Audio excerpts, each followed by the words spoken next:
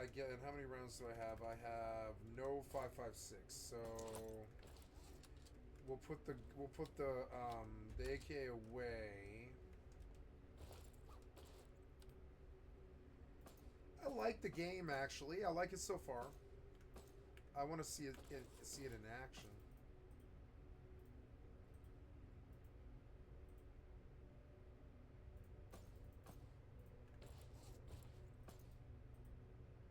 Use, damn it. I don't really understand creative fragmentation grenades. Bound item uses remaining 7 out of 10. When you use it, you'll get RGD times 2. Oh, okay. So cool. I got some grenades now. That's cool. So, Привет, дружище. oh no, wait, no. I go personal storage and I drag this stuff back. Nope, wait, I want that. Yep. Good, and oh, and yeah, my pistol, right? Yeah, so my pistol's not equipped. Cool. And 9 milli, 9 milli. Okay, okay. Привет. There's food, is there? Fish preserves used for crafting. Can be crafted. Okay, so it's stamina. Привет, дружище.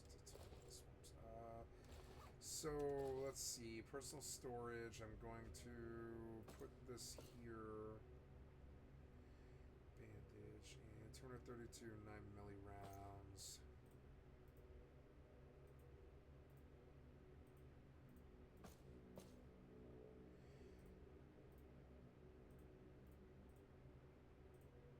I'm just going to open all these now.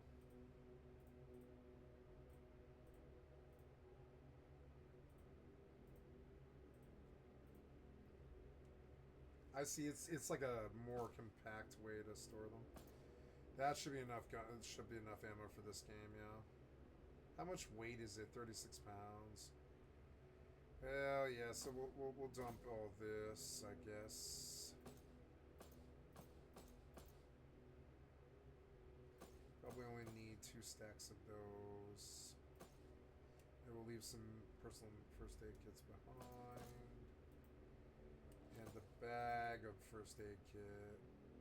Bag of first aid kit. Wow, I have a lot of first aid kits. That's cool. So how now? We're at 12. Yeah, how about more ammo then? 14. 17 out of 37. That should be hopefully enough ammo to do all this like spammy stuff.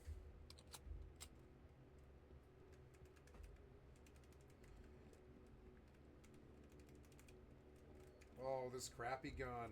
I see. Оба-на! Уже к шаману спешит. Ладно. Шаман...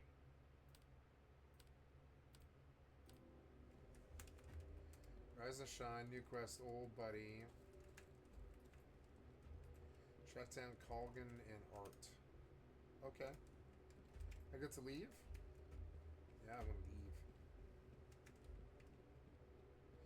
Ooh, this game has PvP. You can like rob people. You can.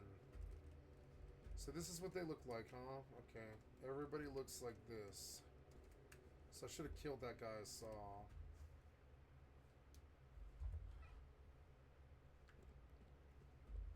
It's dark. I like this game, but I don't know what to see. If the combat's boring or shitty, or if they swarm you like that boar herd, it might not be very good.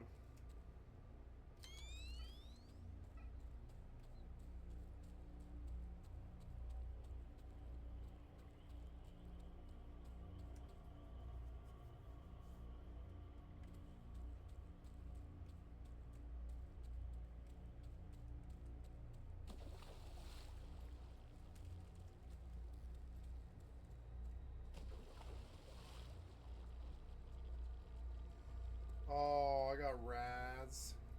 Yeah, from the water.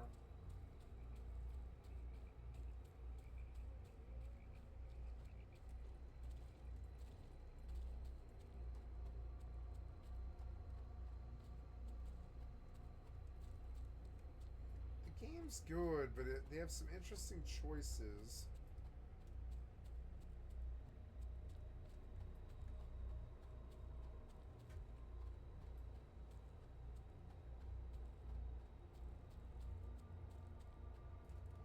Oh Oh yeah, so I'm gonna go out to Pokefen now. Did I do Cladistic? Yeah, I did. And so all of those go out. And out I go to do some mining. Oh, where am I now? I am almost to Juneau.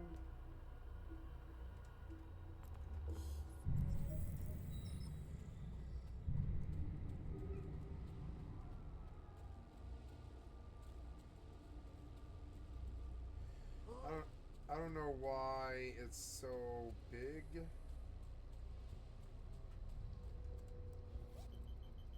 Oh. Oh, that was it, was it?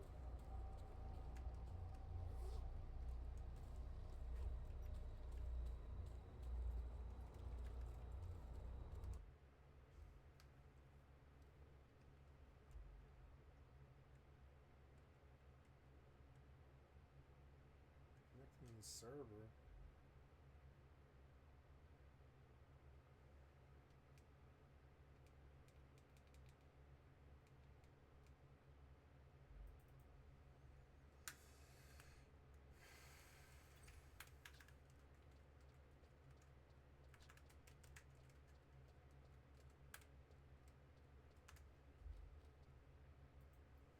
Connection lost, socket exception. Okay, close the main menu.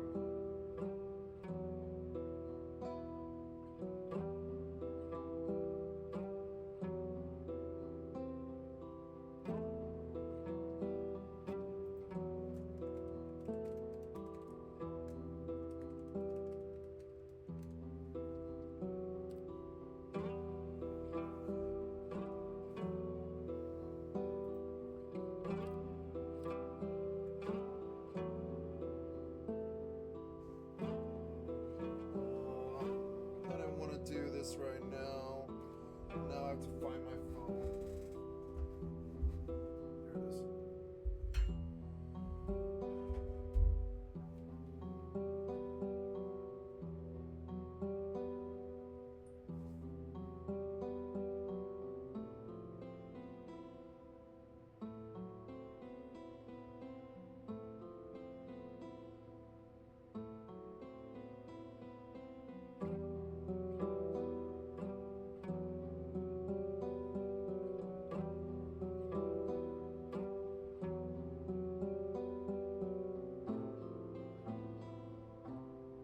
Music's good.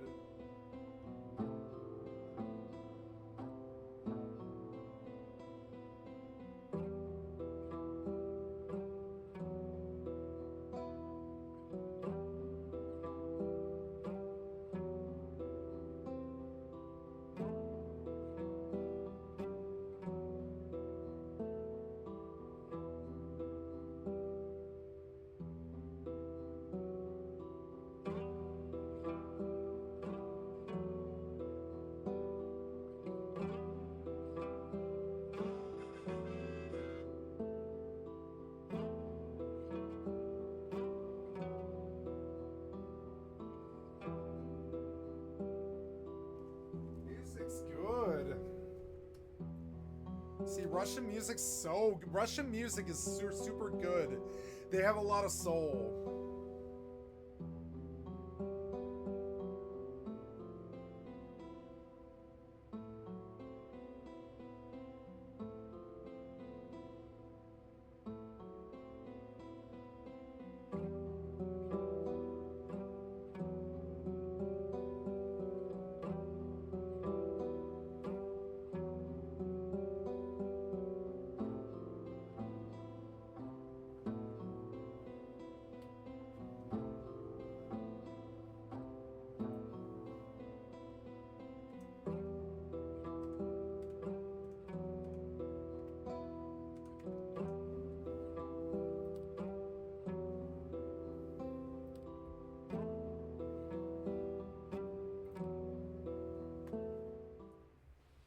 Oh wow, look at that load. It was like 3 seconds.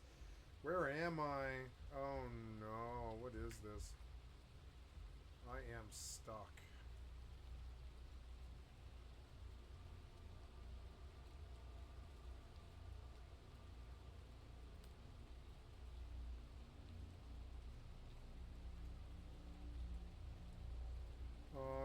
did the game break? I can't find my weapon.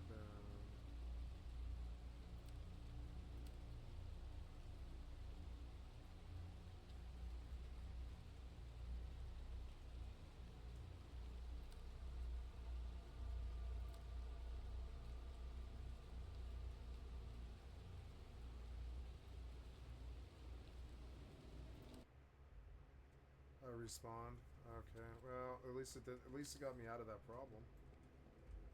That's good. Did I lose everything? I lost bullets. A lot of bullets. God damn it. It's alright. I'll go back and hopefully my body will have the bullets.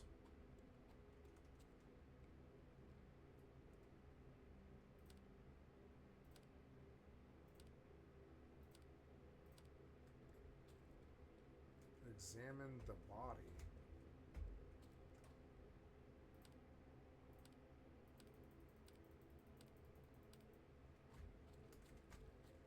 Talk with beekeeper.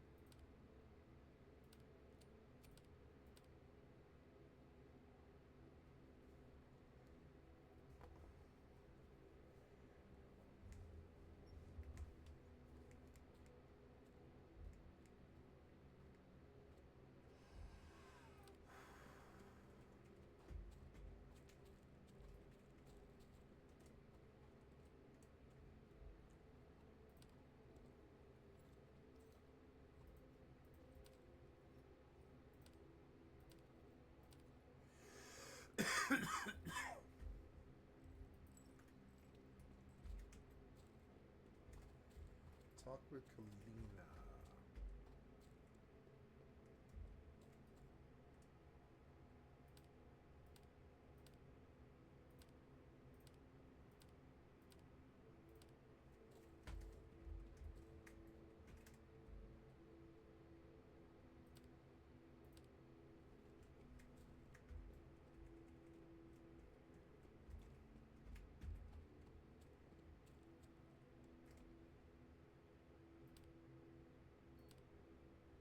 Oh yeah, research. Gotta go back to my body now, because you glitched me in between zones and fucked me. Pretty much the first time I was playing. If it happens again, like this, if it happens again, I'll be kind of angry. The load was instant, though. The load is, like, instant.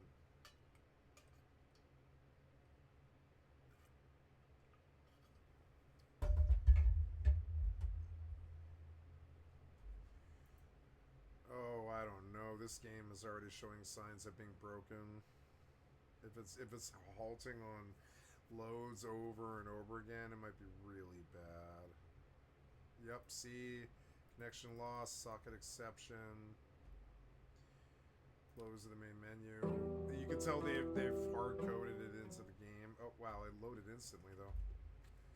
Okay, I don't know. Why is the load so shitty, but then getting in is instant? Seems weird. Have an invulnerability against players. So there is PvP in this game. That's cool.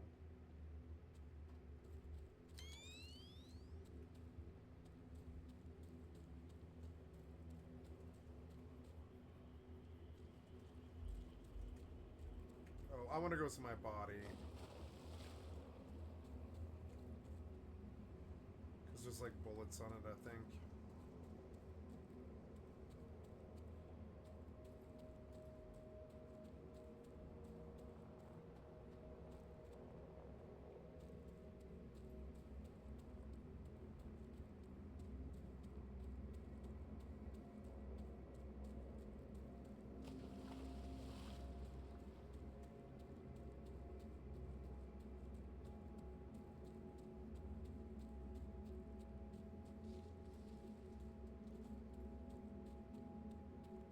It's an unnecessarily big game.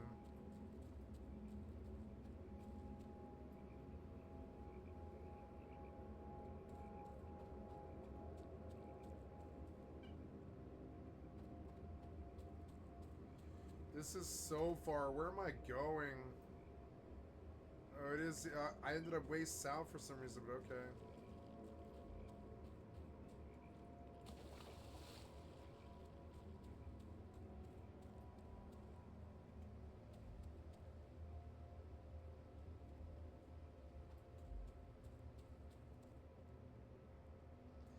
I like this game, but it's needlessly big. There's no mobs.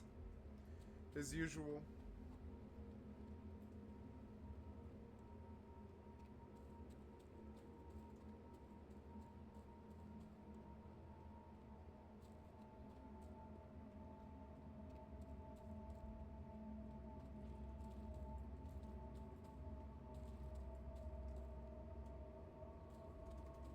This is where you stuck me, and there's no body. There's no body. You screwed me. Oh my god. Fine.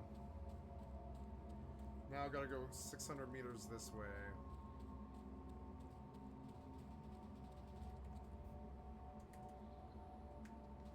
Oh. I hear somebody.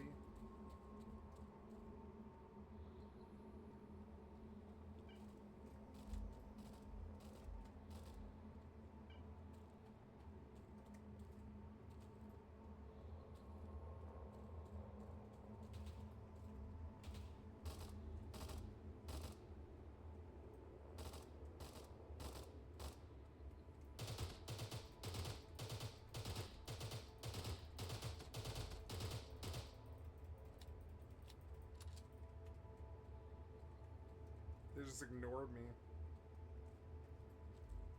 Well, I don't want a problem then if I can't hurt them. Maybe the levels matter.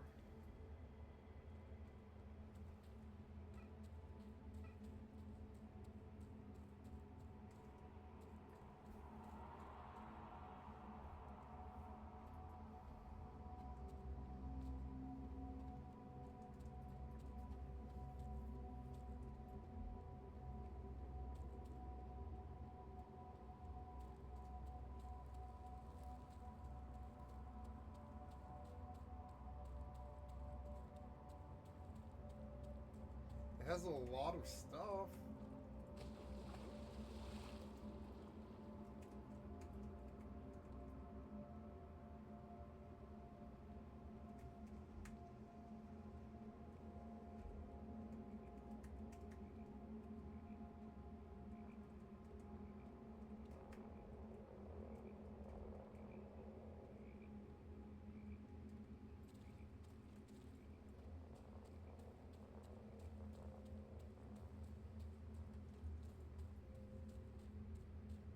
It's too big for no reason.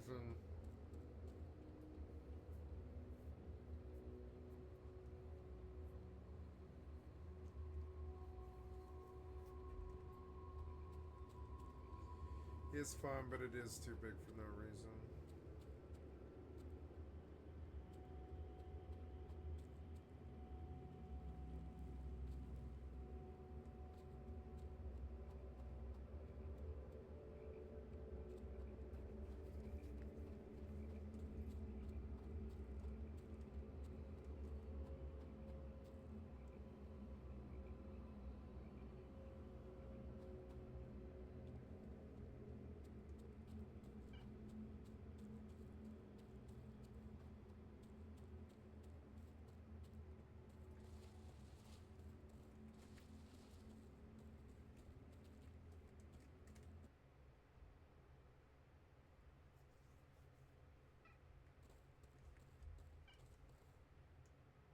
Давай, ребята, в атаку!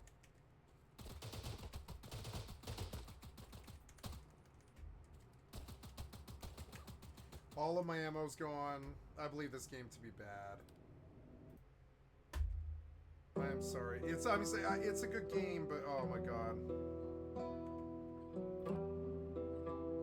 It just sucks. It's not a good game. It's unfortunate, but I don't think I like this game. It's unfortunate, but bye. The minute that it irked me, I was like, nope, I'm not doing this. Sorry.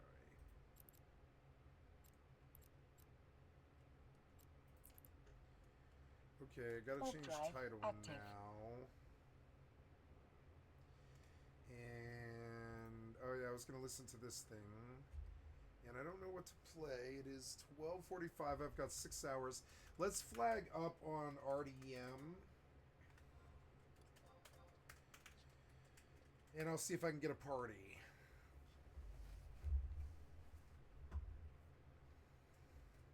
I'm 39. I came up so quick.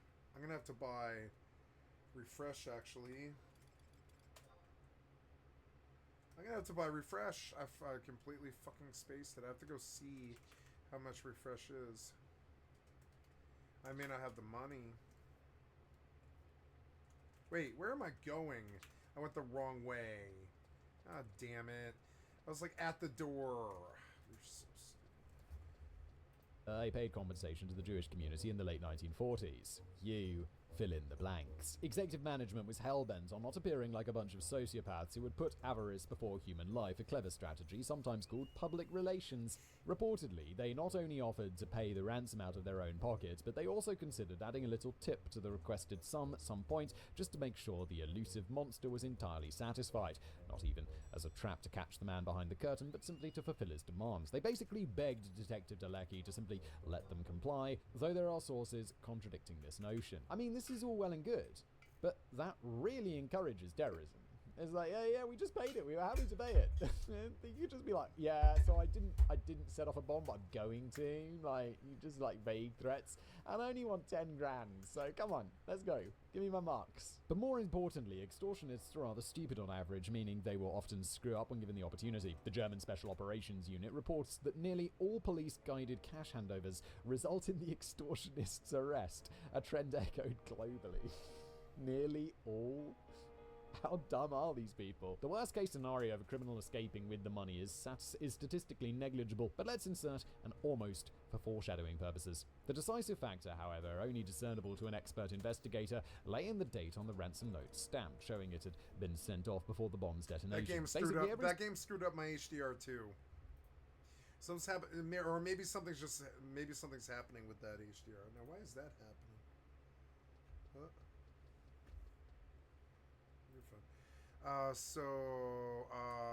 Yeah, that game screwed with my HDR too. It's weird. Oh no, it got turned off, I guess is what it is. Yeah. Incoming Tau. Oh look, instant invite. Yay. Yep, off and then on. There we go. And then we come back to. Oh, I DC'd. I DC'd the second that I switched the HDR. Damn it.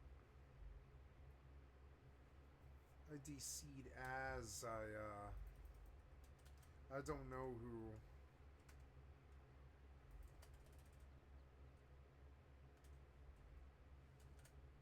Now I can't do world server. Son of a bitch. I want to change my personalization. Load strike. Okay, here we go. We're going out. Use. Activate.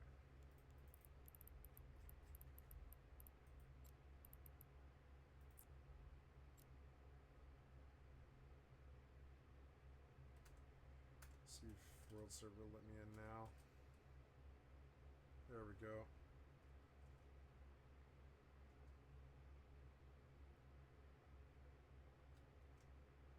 I am black screened. God damn it. I'll wait.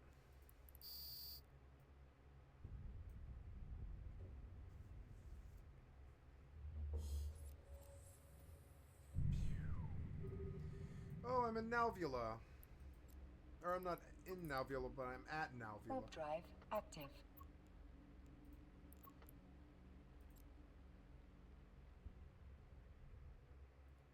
Got some beds of canola. I'm going to Nalvula.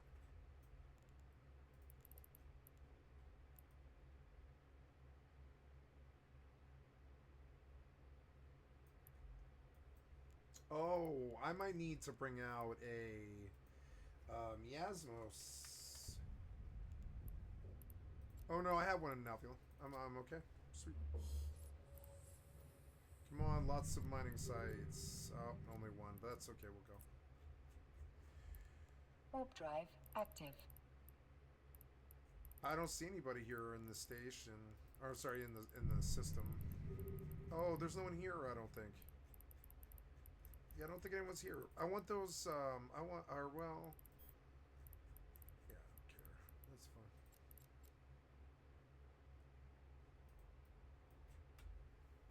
So I guess I can just run the Stellar Fleet deployments out here in like a Gila, I guess. I don't know. Or higher. Is it like a Marauder? Anyway, so I'm going to go back to the overview, to general. There is a venture. I'm no threat to you, my friend. Mining will go out. I won't go anywhere near them. Going out to Abyssal Reykjavik. I'm going to that Bez there. I don't have the right goddamn thing. It's so stupid. Whatever.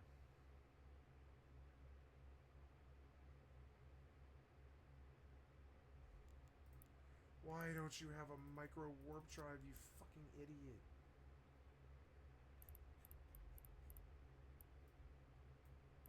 This guy, Lena Amber, is... Nope. I want you to go to that Bez. Approach.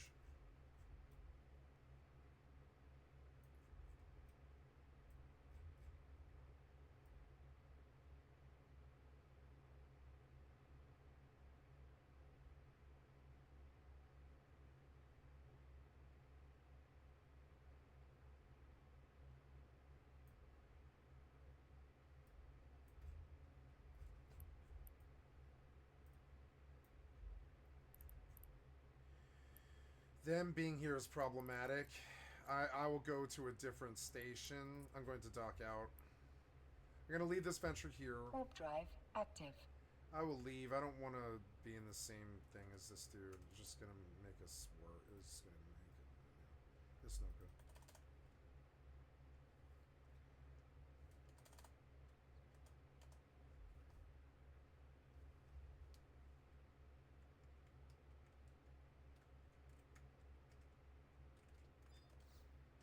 Okay, I am seeking...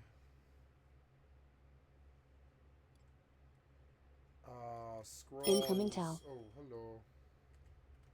Oh, yes, Docking please. permission requested.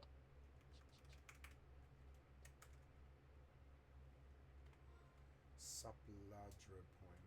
Docking request accepted.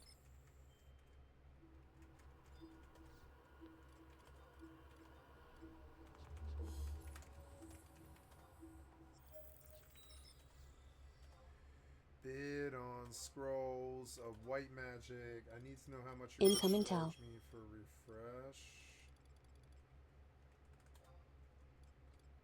Oh, I have Shell 2 to buy. That's going to be expensive, 18k. I should probably buy it first. Refresh. Shell 2 and refresh. Refresh is going to be 135k. Ah, I'm sorry.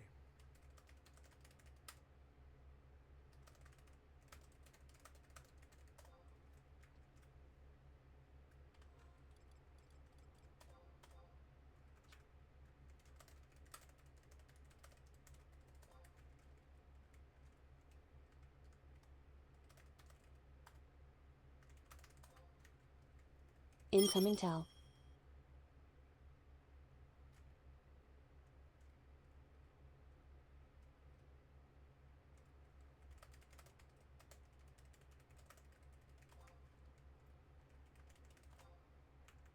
Incoming Tal.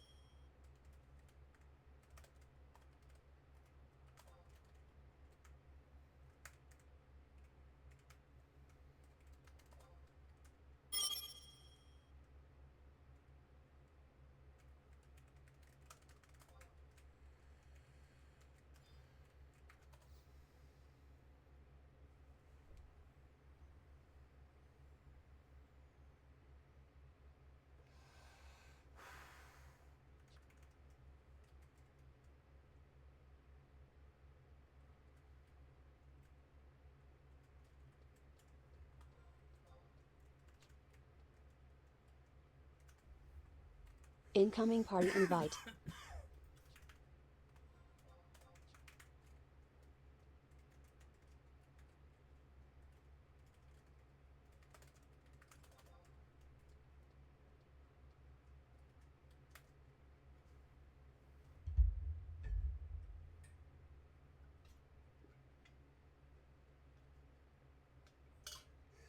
Damn it, I have to buy refresh. It's so annoying. It's gonna be so expensive. I have to goldsmith for the next week. Alright, I'm here. There's a bunch of people here too, which isn't good. So leave the ship. I guess I have to take the Miasmos out. And I'm going to. You said there was a Miasmos here. Where is it? Now via Lamoon 2. Extractive Terminus. Where am I now? Just leave.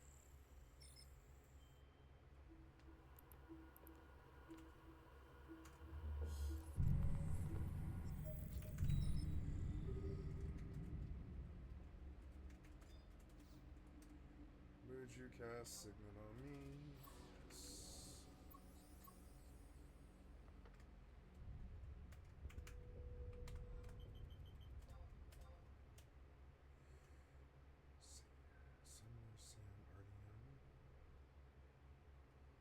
Okay. Well, I got a party. Let's go. Crawler's Nest. Okay. Do I have enough cookies? I don't know. Yes, I have enough cookies for this party. We're going to Crawler's Nest. I need to put on my U-wand. When is Ice Staff? That's 51. So, yeah, I'm like set to go. Fuck it. I guess I'll just... it's a long walk to the Chocobo stables over there. I'll just exit out from port and run through the other way. It's still faster than going to all the way to lower just to get the Chocobo.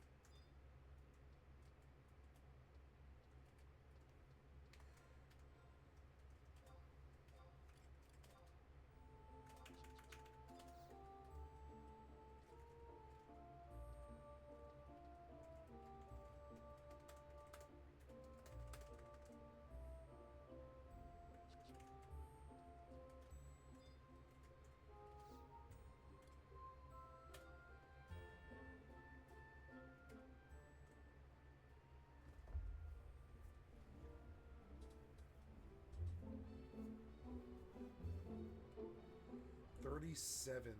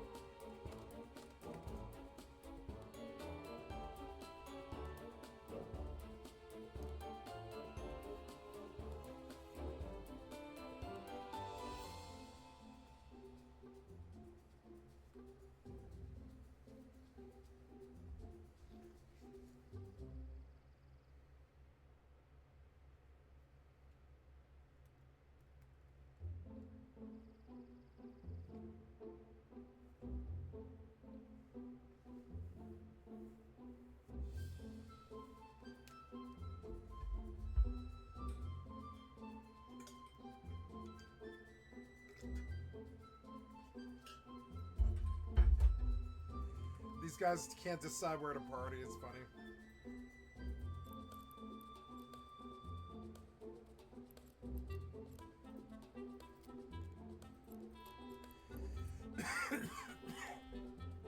Warp drive active. Or no, wait, I don't want to jump anywhere. Or, well, I don't know. I don't want to jump anywhere, I guess. I want to go back and I want to get a fucking, I fit all 10 ships wrong. It's so stupid.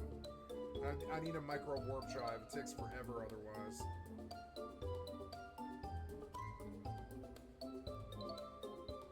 God damn it.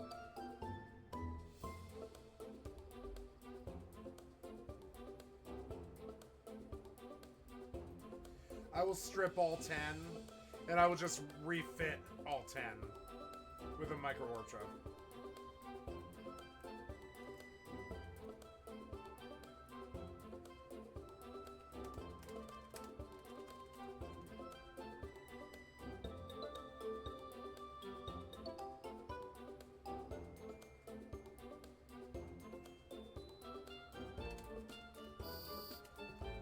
Oh, I got killed already? Or whatever? Oh, yeah, kill me.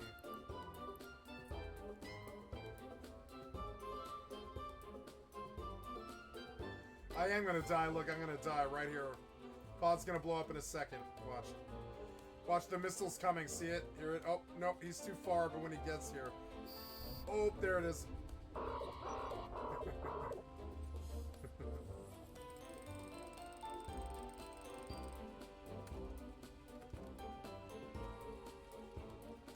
Oh, wait, I'm going the wrong way. Oops.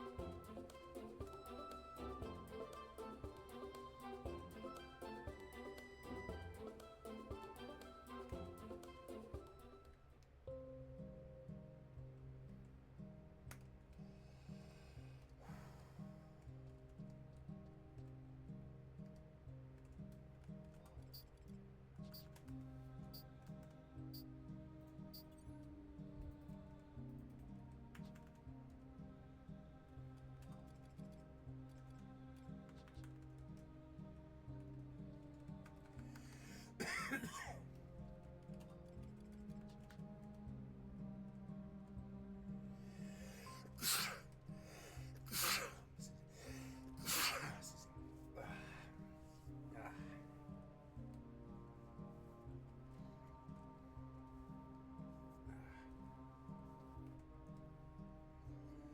hungry. I wonder if I should eat while these guys are coming down.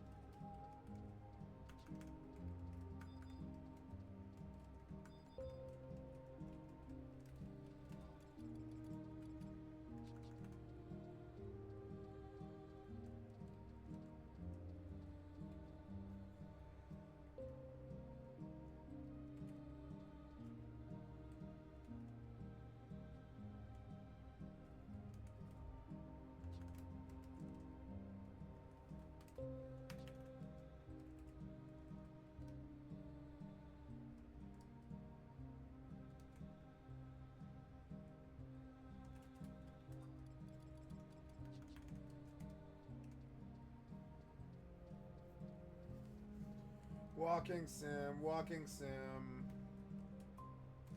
But it's a really good walking sim.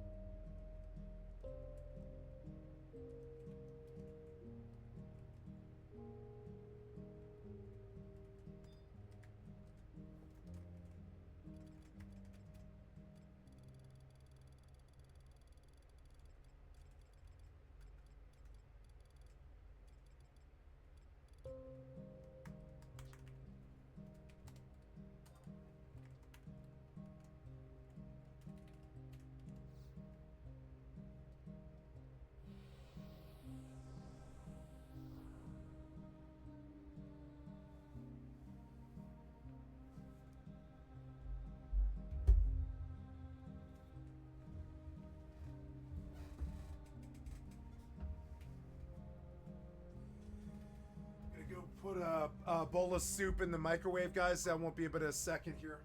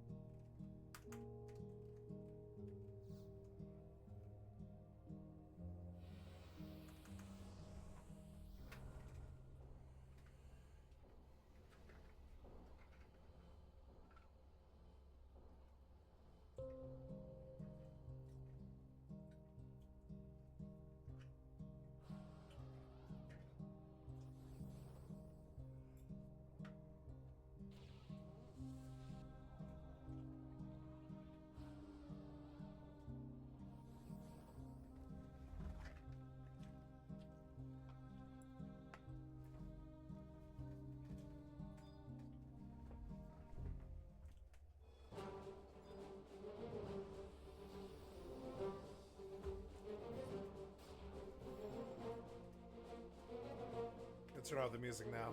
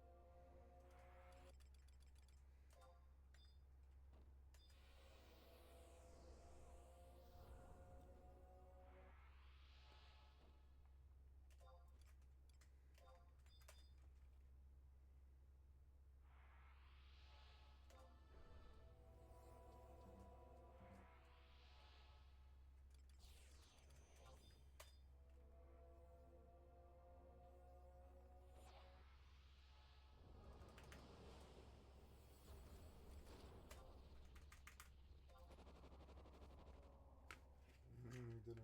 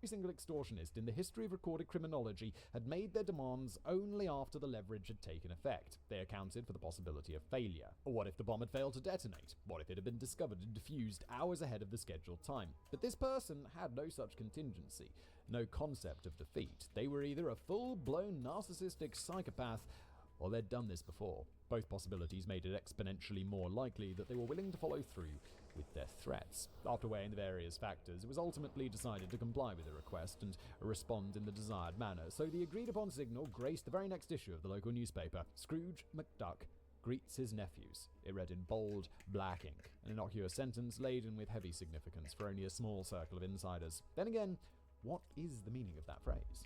Moving forward, the media will start referring to the nameless extortionist exclusively by Scrooge, and he will gladly accept the name for himself. So in case you're not an expert on the lore of Donald Duck comics, here's a quick rundown. Scrooge McDuck's the rich dude, right? Who has that giant the rich tower of dude. money. So I was always like, that's awesome, and he just swims in Giant it. tower of There's money, that amazing Family Guy sketch where Yep. Peter jumps into like his own giant pile of money, and he's like, he breaks all of his bones, and he's like, oh no, money is a solid, not a liquid. Amazing. Donald Duck is a wealthy, anthropomorphic duck-shaped capitalist pig created by Disney. He's a duck, Dennis, not a pig. Known for his insatiable thirst for wealth and his ruthless pursuit of profit. This bourgeois enemy of the working class first appeared in a comic strip written and drawn by Karl Barks in 1947, and he serves as a child-friendly manifestation of selfishness ever since. When I was a kid, I was like, awesome, he's rich. Message took away the completely wrong message. Not like that guy's a capitalist pig, but I'd love a tower full of money. But beneath all of his superficial riches, he's also shown to have a heart of gold. The essence of his character seems to be the following insight: there's more to life than money. Scrooge McDuck learns this lesson in every other comic that he's involved in, only to forget this newly acquired wisdom by the time the next comic is published, so he can learn it all over again. Even though he is a portrayal of reckless greed, he is not a glorification of such traits, but a critique. Yet if that is the case, why choose him as an alias for your very reckless and greedy extortion games? Well, we'll come back to this question later, but feel free to speculate in the meantime. Spoiler alert, you're as wrong as all of those aforementioned profilers were. My guess would be, it's like just irony. I guess I'm wrong, because I'm not a profiler. The profiler's got it wrong, so I'm also going to be wrong. But it's just like, you know, took away, like me, took away the wrong message. Stop it. But it's nice to have a giant tower full of money. I think it's very nice, very modest. A small side note, Scrooge McDuck is called Dagobert Duck in Germany. I decided to go with the international equivalent for clarity and consistency, yet strictly speaking, the mysterious extortionist was using the German Dagobert Duck. Keep this in mind if you want to decide to further investigate the case after watching this video, or if you're German. There's the autobiography? Oh no, it's in German, I can't find out. I think it's, Arno Funk wrote this, so I guess it's a biography. Wait, did we find out this dude's name yet? No, maybe this dude's name is Arno. Oh, I still don't know. I think it is Arno. I'm trying to read this dude's signature, and I think it says Arno Funke, so I hope that doesn't spoil anything. Over the next few days, Dalecky and his team of investigators looked out for Scrooge's reaction with a queasy feeling. Would he reply through the newspaper? Was he going to send another letter by mail? What exactly were they even searching for? They had been working non-stop on this case for days now, grasping at every straw to no avail, and the weight of it was beginning to show. A few policemen had even started studying Donald Duck comics just in case, despite his... be like, yeah, what are you doing? I'm reading comics for research. I see what you did there. Very good. Okay. Despite his reputation for mental fortitude and thriving under pressure, the case had quickly taken its toll on Inspector Dalecky. Sleep had turned into an elusive luxury, and excessive amounts of bitter coffee made both his mind and his heart race non-stop. But among all those uncertainties, there was one thing they somehow knew for sure. Many stages of escalation lay ahead of them. My words can hardly convey just how spot on their instincts were about that. The radio silence dragged on for 2 seemingly never-ending weeks. To everyone's surprise, when Scrooge finally did reach out, he did so by simply calling the car start service hotline from a public phone booth. While this method of contact ranked low on the list of expectations, the task force had fortunately prepared for this eventuality. An officer, rather than a random employee, answered the call as a recording device captured each syllable for later analysis. Scrooge obviously did not take the risk of engaging in a personal conversation. Instead, he played a tape recording of an extremely distorted and pitch-shifted voice, relaying yet another set of instructions. The barely intelligible message guided investigators to a specific luggage locker at Hamburg's main railway station. Afraid of finding another explosive in there, the emergency services sped off with no delay. Yet when the bomb squad carefully opened the locker and inspected its contents, they discovered something else entirely. A mechanical contraption of metal and mystery, whose purpose was difficult to tell at first glance. Oh my god, if I was the bomb squad, I'd be like, it is a bomb. Like, you looking for a guy who plants bombs, and so you open a locker in a public place and there's a mechanical device in there, you're like, being the bomb squad's got to be fucking terrifying. Your job is to just go up in that big suit and deal with bombs and possibly get blown up. And I mean, how Bombs. useful is that big suit? If a bomb goes off, it's a bomb. It's not. Imagine It's a not backpack useful. with an elaborate metal chassis and magnets attached to the rear side. Neither the explosive experts nor Inspector Delecky have ever seen anything like it before. Fortunately, the ominous object came with a short user manual of sorts, written in the familiar font of Scrooge's typewriter. The ominous device was a self-developed high-tech solution for secure money delivery, the letter explained. A self-developed high-tech solution for secure money delivery? What is this? It instructed police officers to place the money into the bag-like component and fasten the zip tightly. Once the cash was safely stowed inside, they were supposed to attach the entire apparatus to the rearmost carriage of a specific train. The magnets were aligned precisely to fit the outer coupling mechanism. The ingenious twist inside the metal box was a clock mechanism, very similar to the one that triggered the bomb previously. Oh, it's going to drop it somewhere, isn't it? It's going to deactivate the magnets, like electromagnets or something, at a specific point, and drop it along the line where the guy will be waiting. But instead of setting off an explosion, it would release the hooks holding the bag component at a certain time. The money-filled container would therefore drop onto the rail bed at some secret point during the train's journey at a predetermined location, known only to Scrooge himself, who would merely gather the spoils from the tracks and vanish like a wisp of smoke. On the backside, Scrooge provided the exact train they were going to use. It was an intercity express named Kathy Kollwitz, scheduled to travel from Hamburg to Berlin. And there is a note here: every train in Germany is named after an important person. Kathy Kollwitz was a painter and sculptor and one of the most famous German artists of the 20th century. I always feel it nice when it feels so fancy when you get on a train. It's not like, the A17.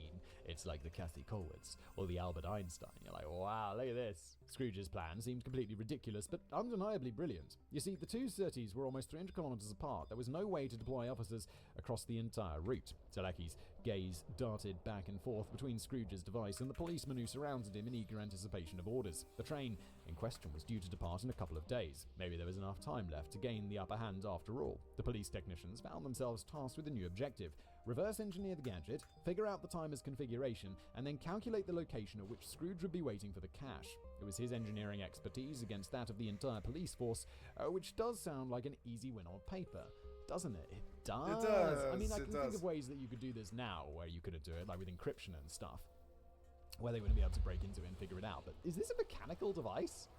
I mean, surely. How can you?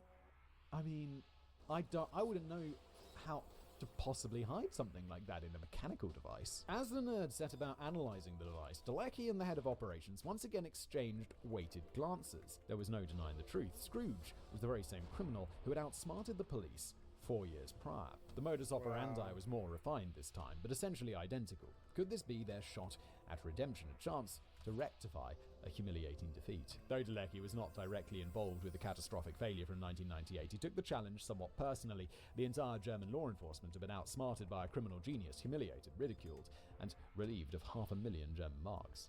The memories of this bitter defeat had haunted thousands of crime fighters ever since. Maybe this was their fateful opportunity to rectify a major slip-up. Oh no, I'll just be thinking, it was really hard the last time, and now we're going to get taken again, and it's going to be for twice as much. The detective's sentimental contemplation was interrupted when the technicians announced a surprisingly swift breakthrough. Scrooge had made a grave error by simply recycling the design of the bomb's trigger mechanism, which was both familiar and rather simple to begin with. After unscrewing the box and ransacking the inner blend of wires and security and circuitry, they had discovered that everything was connected to a slightly modified alarm clock set for 5:52 p.m. This is way too obvious. This is way too obvious. Although Scrooge had disabled the display, they could easily reconstruct the alarm time. The detectives huddled around a map, feverishly calculating the precise location of the train at the moment of the drop. It was a mathematical conundrum everyone had encountered countless times during their school days, never imagining that one day it would be the key to potentially saving lives. The location they pinpointed was a minuscule village, barely a blip on the map, nestled 100 kilometers from the bustling city of Hamburg. Oh, you guys are getting taken for a ride. This was too easy. It's a red herring. Maybe the train's just going to go all the way to the final destination where the guy just grabs it. It just gets into the station and he's waiting there just to collect the money. It never drops off, or he takes it at, before it leaves, or when it pulls into a station, something like that. Or maybe it will drop at that point. Where is Eve? Yeah, that's okay. That's where I'm thinking what's going to happen. So this train is obviously going to stop several times along its 300-kilometer journey. And if there was no mechanism, the only point that he could collect the money would be when it pulls in to specific stations. So the police would be stationed at every specific station along the route. But by dropping it off at some point along the route at this tiny little village, the police are going to wait exclusively there. So, if I were the police at this point, I would very much, just in case, station people at that tiny village where it's due to drop, but also I would station police at one, on the train, looking out the back, and then two, also at every station, right? That's the checking all the boxes plan. At exactly 4:40 on the specified day, Kathy Colvitz roared out of Hamburg's main station with the ominous device firmly attached to its rear. Members of the Scrooge task force sped down the highway in unmarked cars hours ahead of the Intercity Express. They mentally prepared for the inevitable arrest and their well-deserved moment of sweet, sweet victory. Oh, guys, we're 10 pages in. It's not happening. They envisioned Scrooge standing in the middle of nowhere, nervously watching the tracks, waiting for his ill-gotten gains to fall into his hands, completely unaware of his impending doom. The cat-and-mouse game was building up to the climax. The team had arrived early, leaving them to stew in the seemingly indeterminable stretch of time before the big showdown. With the villagers ushered into their homes for safety, the assembled officers assumed their hidden positions, scanning the area for anything out of the ordinary. They slinked from one vantage point to another, ensuring every possible angle was covered. And then, when all preparations for the surprise party were completed, the suspense began. The moment, the minutes inched by, and the tree's shadows grew ever so slowly. The policemen fixed their gaze on the tracks where their adversary was due to materialize at any moment. Incoming Despite not tell. being physically present himself, Dalecki was filled with an overwhelming sense of tension as he anxiously awaited news from the field squad. Waiting back at the headquarters, his thoughts drifted to 1988 when Scrooge, then still under a different name, had pulled off a very similar plan successfully. But not this time. Not again. The sun had dipped low in the sky by now, casting a golden hue over the Incoming surrounding tell. field, but no trace of the extortionist was in sight. The small army of officers still hunkered down, hidden within the bushes and trees. But nothing happened. After a while, frustration and confusion crept in, eroding their initial confidence. Had they somehow gotten the drop site wrong? Maybe Scrooge had caught on to their plan and changed his mind. I mean, why are they so sure that he's going to collect it immediately after the train goes past? This is going to be on the tracks. He could come by an hour or two later and collect it. He could come by days later and collect it, assuming that he doesn't think the police are onto him. Eventually, the train's headlights crested the horizon in the far distance. Kathy Colvitz approached the ambush spot at exactly 5:52 p.m., just as they had calculated. With a hiss of compressed air and squeezing brakes, the vehicle came to a halt. No suspicious figure appeared anywhere. The ensuing silence seemed to mock the investigators' confusion as they slowly began to understand that they were very, very screwed. The metal box was still dangling off the last carriage, but the bag of money was gone. The extortionist had outplayed them a second time, and now they stood there in the middle of nowhere, shaking their heads in disbelief. The trick was blindingly obvious. In a stroke of twisted genius, Scrooge had placed a second timer inside the box, completely concealed from view. The visible one was nothing more than a ruse, a decoy designed solely to lead investigators astray. The true mechanism had triggered mere minutes after the train left Hamburg. While the police officers were prematurely celebrating and getting into position for victorious arrest, Scrooge had already absconded with the money. Okay. That's, What? I think my plan's better. Just go to a station and pick it up. Like, if you've got the decoy one in there and a real one, there's still the chance that they can discover the real one. I mean, they didn't, but they could have. As the reports reached Dalecki back in Hamburg, he couldn't help but marvel at Scrooge's cunning. This was a game of chess played at the highest level, he thought, but it wasn't checkmate just yet. Scrooge may have eluded capture for now, but Dalecki had set up a multi-layered trap on his own. Scrooge's alarm clock was fake, but so was the money stuffed into his bag. The game was just beginning. The money stuffed into the bag being fake, he's going to discover that very quickly, and then he's going to be like, oh, okay, I guess we're doing another bomb. The pursuit of happiness. In 1950, Arno Funke was born into a world that seemed determined to smother every spark within him. Growing up in Rudau, a rather primitive village in West Germany, his life was imbued with an aura of misery from the very moment he drew breath. Even though roughly 5 years had passed since Hitler's ballistic withdrawal from active politics, the aftermath of the Third Reich continued to shroud the ravaged nation like an everlasting shadow. There was a deep-seated sense of guilt, shame, and remorse, well earned by an awful lot of people.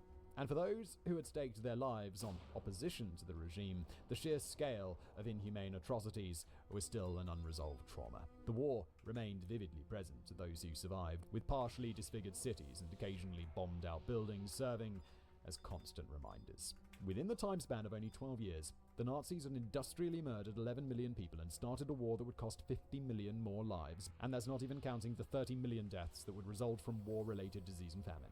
It had been the single worst calamity in the entire history of our species, a magnitude of suffering beyond any human comprehension. I introduced the Pedro Lopez scale of evil in another episode, and just going by the number of fatalities, this scores a 30.3 million out of 10. It is psychologically just impossible to truly grasp any of this, and yet we have a whole nation of people who, for the most part, actively or passively contributed to what had happened. And then, of course, the next disaster loomed on the horizon. Germany had been divided into two parts since 1949, and the extent of this rift was slowly dawning on both sides. While the western part, guided by Allied forces, made slow but steady progress in establishing a self-sustaining democracy, the eastern section seemed to slither from one dictatorship to the next, merely swapping the Nazi Party as their oppressor for the Soviet Union. The potential for escalation was obvious to everyone from the beginning, and as we know today, this global conflict would eventually push the world to the brink of nuclear Armageddon. This was the joyful land of milk and honey into which Arno had been born, a depressing climate, bound to leave its mark on the soul. Information about his formative years pretty limited, compelling us to lean heavily on his autobiography. Along with his anecdotal tales whose origins can't be definitively confirmed. I did my best to weave the individual data points into a coherent narrative, though this was only possible by applying a medium-sized dose of interpretation. The forthcoming section rests upon somewhat unstable ground, but I believe we can piece together a plausible framework from the scattered hints available. To my understanding, Arno was a very special child to begin with. It didn't take long for his parents to notice his strange and peculiar traits. As a toddler, Arno seemed solemnly withdrawn and introspective, ensconced within an invisible fortress that severed him from the world outside. He showed little to no interest in anything. Instead of reacting to voices or engaging with toys, his eyes stared blankly into the void, like a computer processing complex calculations behind a frozen user interface. There was no life sparking in his pupils, but an unfathomable intensity that scared his mother and angered his father. As Arno grew older, his parents remained hopelessly overburdened with his unusual habits, wondering whether they were raising an extraterrestrial. He would only talk when absolutely necessary, completely lose himself in the dullest things imaginable, and react in ways that were just off. Throughout his childhood, he struggled to make any friends. On the one hand, there were only a few peers of his own age living nearby, but on the other hand, communicating with anyone seemed to be an overwhelming challenge to Arno in general. Technically speaking, Rudow was an outskirt district of West Berlin, yet the distance to the actual city stretched so far that it was mostly seen as a separate village in its own right. Life there was rather simple and arguably a little backward even for the time. In the cluster of half-timbered houses and gardens, there was no running water, no sewage system, no continuous electricity supply, and with every little rain shower, the dirt roads transformed into quagmires. It's crazy how, times have changed. No running water in Europe 50 years ago. No, 70 years ago. It's pretty nuts. I mean, I guess there are places now, yeah, I think about it. I have a little house in the countryside that doesn't have running water. It has a well with a pump. I mean, does that mean running water? It's it's in the middle of nowhere. There's no pipes serving it because that would be insane. So there's a well, and you press there's a button and you turn it on when you arrive, and it pumps water to the. Is that running? Well, I guess that is running water, isn't it? Yet as Arno grew into school age, he found a lot to like about their surroundings. Amidst the bushes, forests, and mud pits, he would encounter one fun adventure after another, even though he continued to take them on alone. Arno was also fond of the desolate allure that emanated from an abandoned railway station south of Rudow, and aware of the profound influence trains would eventually wield over his life. In the pre-modern society of 1950, psychological deviations were often frowned upon and vastly misunderstood. People, even children, were expected to conform to societal norms, and if they couldn't, they were quickly labelled as abnormal outcasts that needed to be punished for their shortcomings. Arno's father lacked empathy and understanding for his son's unique needs. He deemed his behaviour indicative of a flawed character, a problem that he believed could only be resolved through physical discipline. Ah, yes. Let's beat the weird out of him. Consequently, Arno faced regular beatings just for existing the way that he was. For the most part, his father tried to avoid Arno. He hated being reminded of his existence. But if he was somehow forced to deal with the child, he would often resort to violence. The young boy quickly figured out the pattern and how to escape it, by not daring to exist in front of his father's eyes. For the lack of paternal love, he instead sought emotional connection with the nearby farm animals. The Funke family owned a chicken coop behind the house, whose feathery inhabitants quickly became Arno's dearest playmates. He would spend entire days just sitting among them, as if the hens understood his innermost nature better than humans ever could. One day, however, when the smell of dinner drew Arno into the kitchen, he became suspicious at the sight of the meat on his plate. He ran outside to count his friends, and to his shock, one of them was missing. His father found this reaction extremely funny at first, but when Arno flatly refused to eat his best buddy, he exploded with anger in the blink of an eye and spanked Arno into submission. Apart from assaulting his offspring, Mr. Funke pursued a wide range of other hobbies as well, such as drinking excessive amounts of beer, losing money in the lottery, or abusing his wife in front of his son. By the time Arno was 10, the situation had spiraled out of control even further, to the point where his mother just couldn't take it anymore. In early 1960, she made a life-changing decision for Arno and herself, starting a new life free from brutality by escaping to New Cole, a working-class suburb in the western sector of Berlin. You might assume that a violent and possessive tormentor would make every effort to keep his punching bags in his clutches. Yet much to my surprise, Mr. Funke neither applied any force nor psychological pressure. Quite the opposite. His indifference towards his family apparently outweighed his seeming narcissistic impulses, so he was mostly fine with the decision and simply allowed them to go. Up to this point, everything sounds like a bit of a parenting guide for those who seek to raise serial killers, but despite all of that, Arno would later describe these early years as the happiest in his entire life. From our perspective, urban Berlin may seem like the lesser of two evils, but according to Arno himself, it was decidedly not. Known for its vibrant art scene, gritty streetscapes and winding alleys lined with trendy cafes and alternative restaurants, New Cologne serves as one of the world's largest hipster hotspots in contemporary times. Yet when Arno ended up there in 1960, it was arguably even worse. Between the rundown facades, it reeked of decay and poverty for miles around. Arguably even worse. The attitude among the locals was rough and governed by social tensions. Neighbours remained strangers, and everyone was drunk at all times. In a cramped and dismal corner of the city, the Funke family had taken up residence in an unassuming backyard hovel, hidden from sight by a labyrinth of shadowy staircases.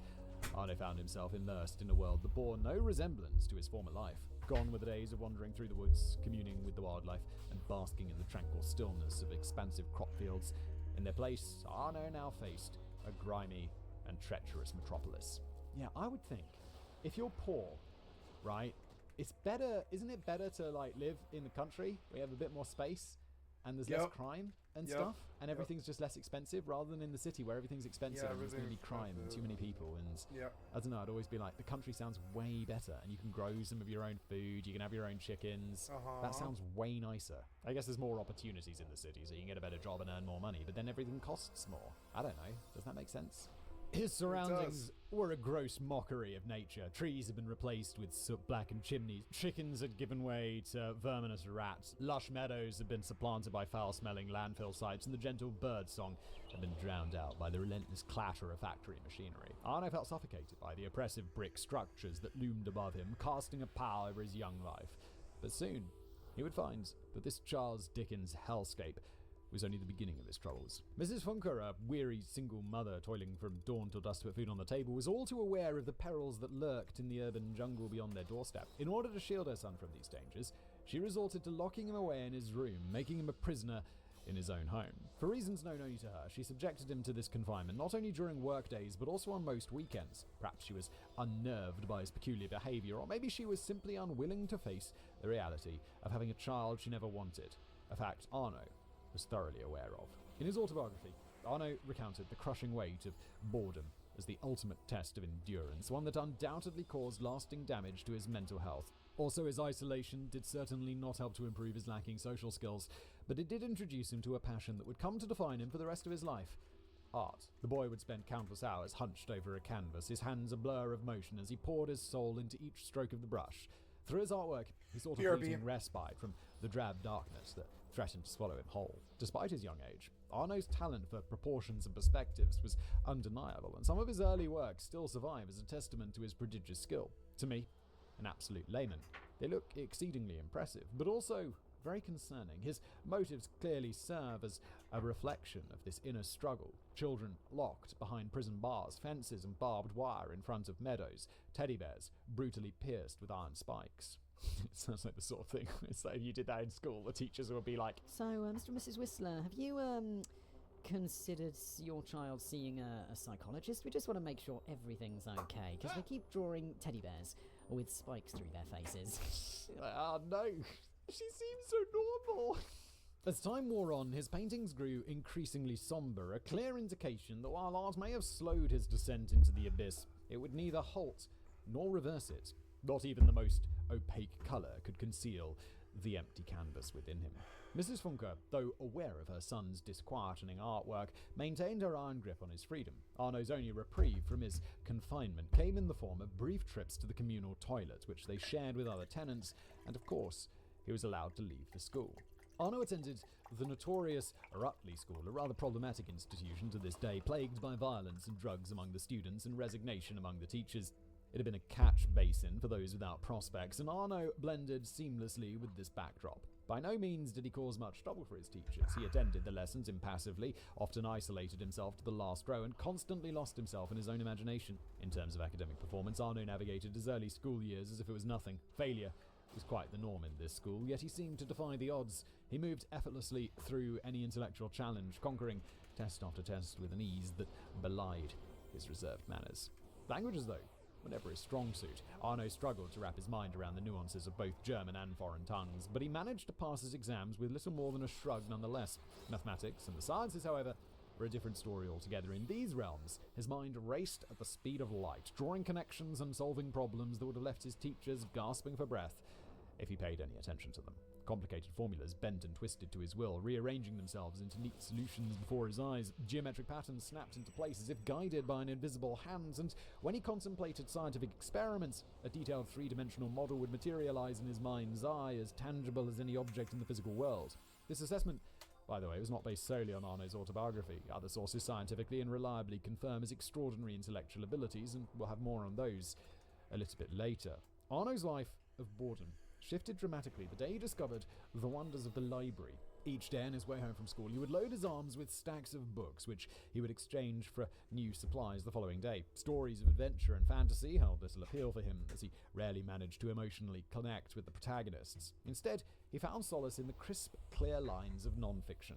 Textbooks on technology, electronics, physics, and chemistry became his sustenance, as he devoured them with a voracious appetite. As the weeks and months passed, his academic expertise grew to a level that was nothing short of extraordinary. And yet, this newfound knowledge did not bring him the pride or sense of accomplishment one might expect. Arno had no idea how other people functioned and what intellectual capacity corresponded to the average. Therefore, he failed to recognize that he was exceptional. For him, becoming an expert in basically every type of science was simply a way to fill the endless hours that stretched before him. His mind was a tempestuous sea nonetheless, roiling with feelings of worthlessness and despair that threatened to pull him under at any moment. A black cloud of emotional numbness dogged his every step, casting shadows on any glimmer of happiness that dared to pierce the gloom. But Arno's autodidactic pursuits came at a price.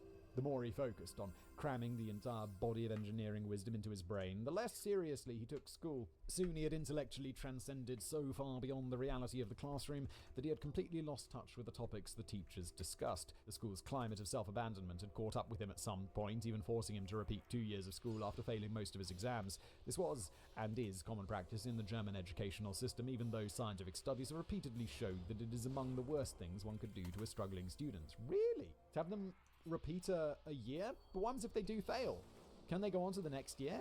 They don't know how to do stuff, and then they're just going to be extra lost. How do you deal with that? Even I, the author of this episode, have been forced to repeat 2 of my school years, somewhat ironically for failing my English exams. This is crazy. Dennis's English is better than mine.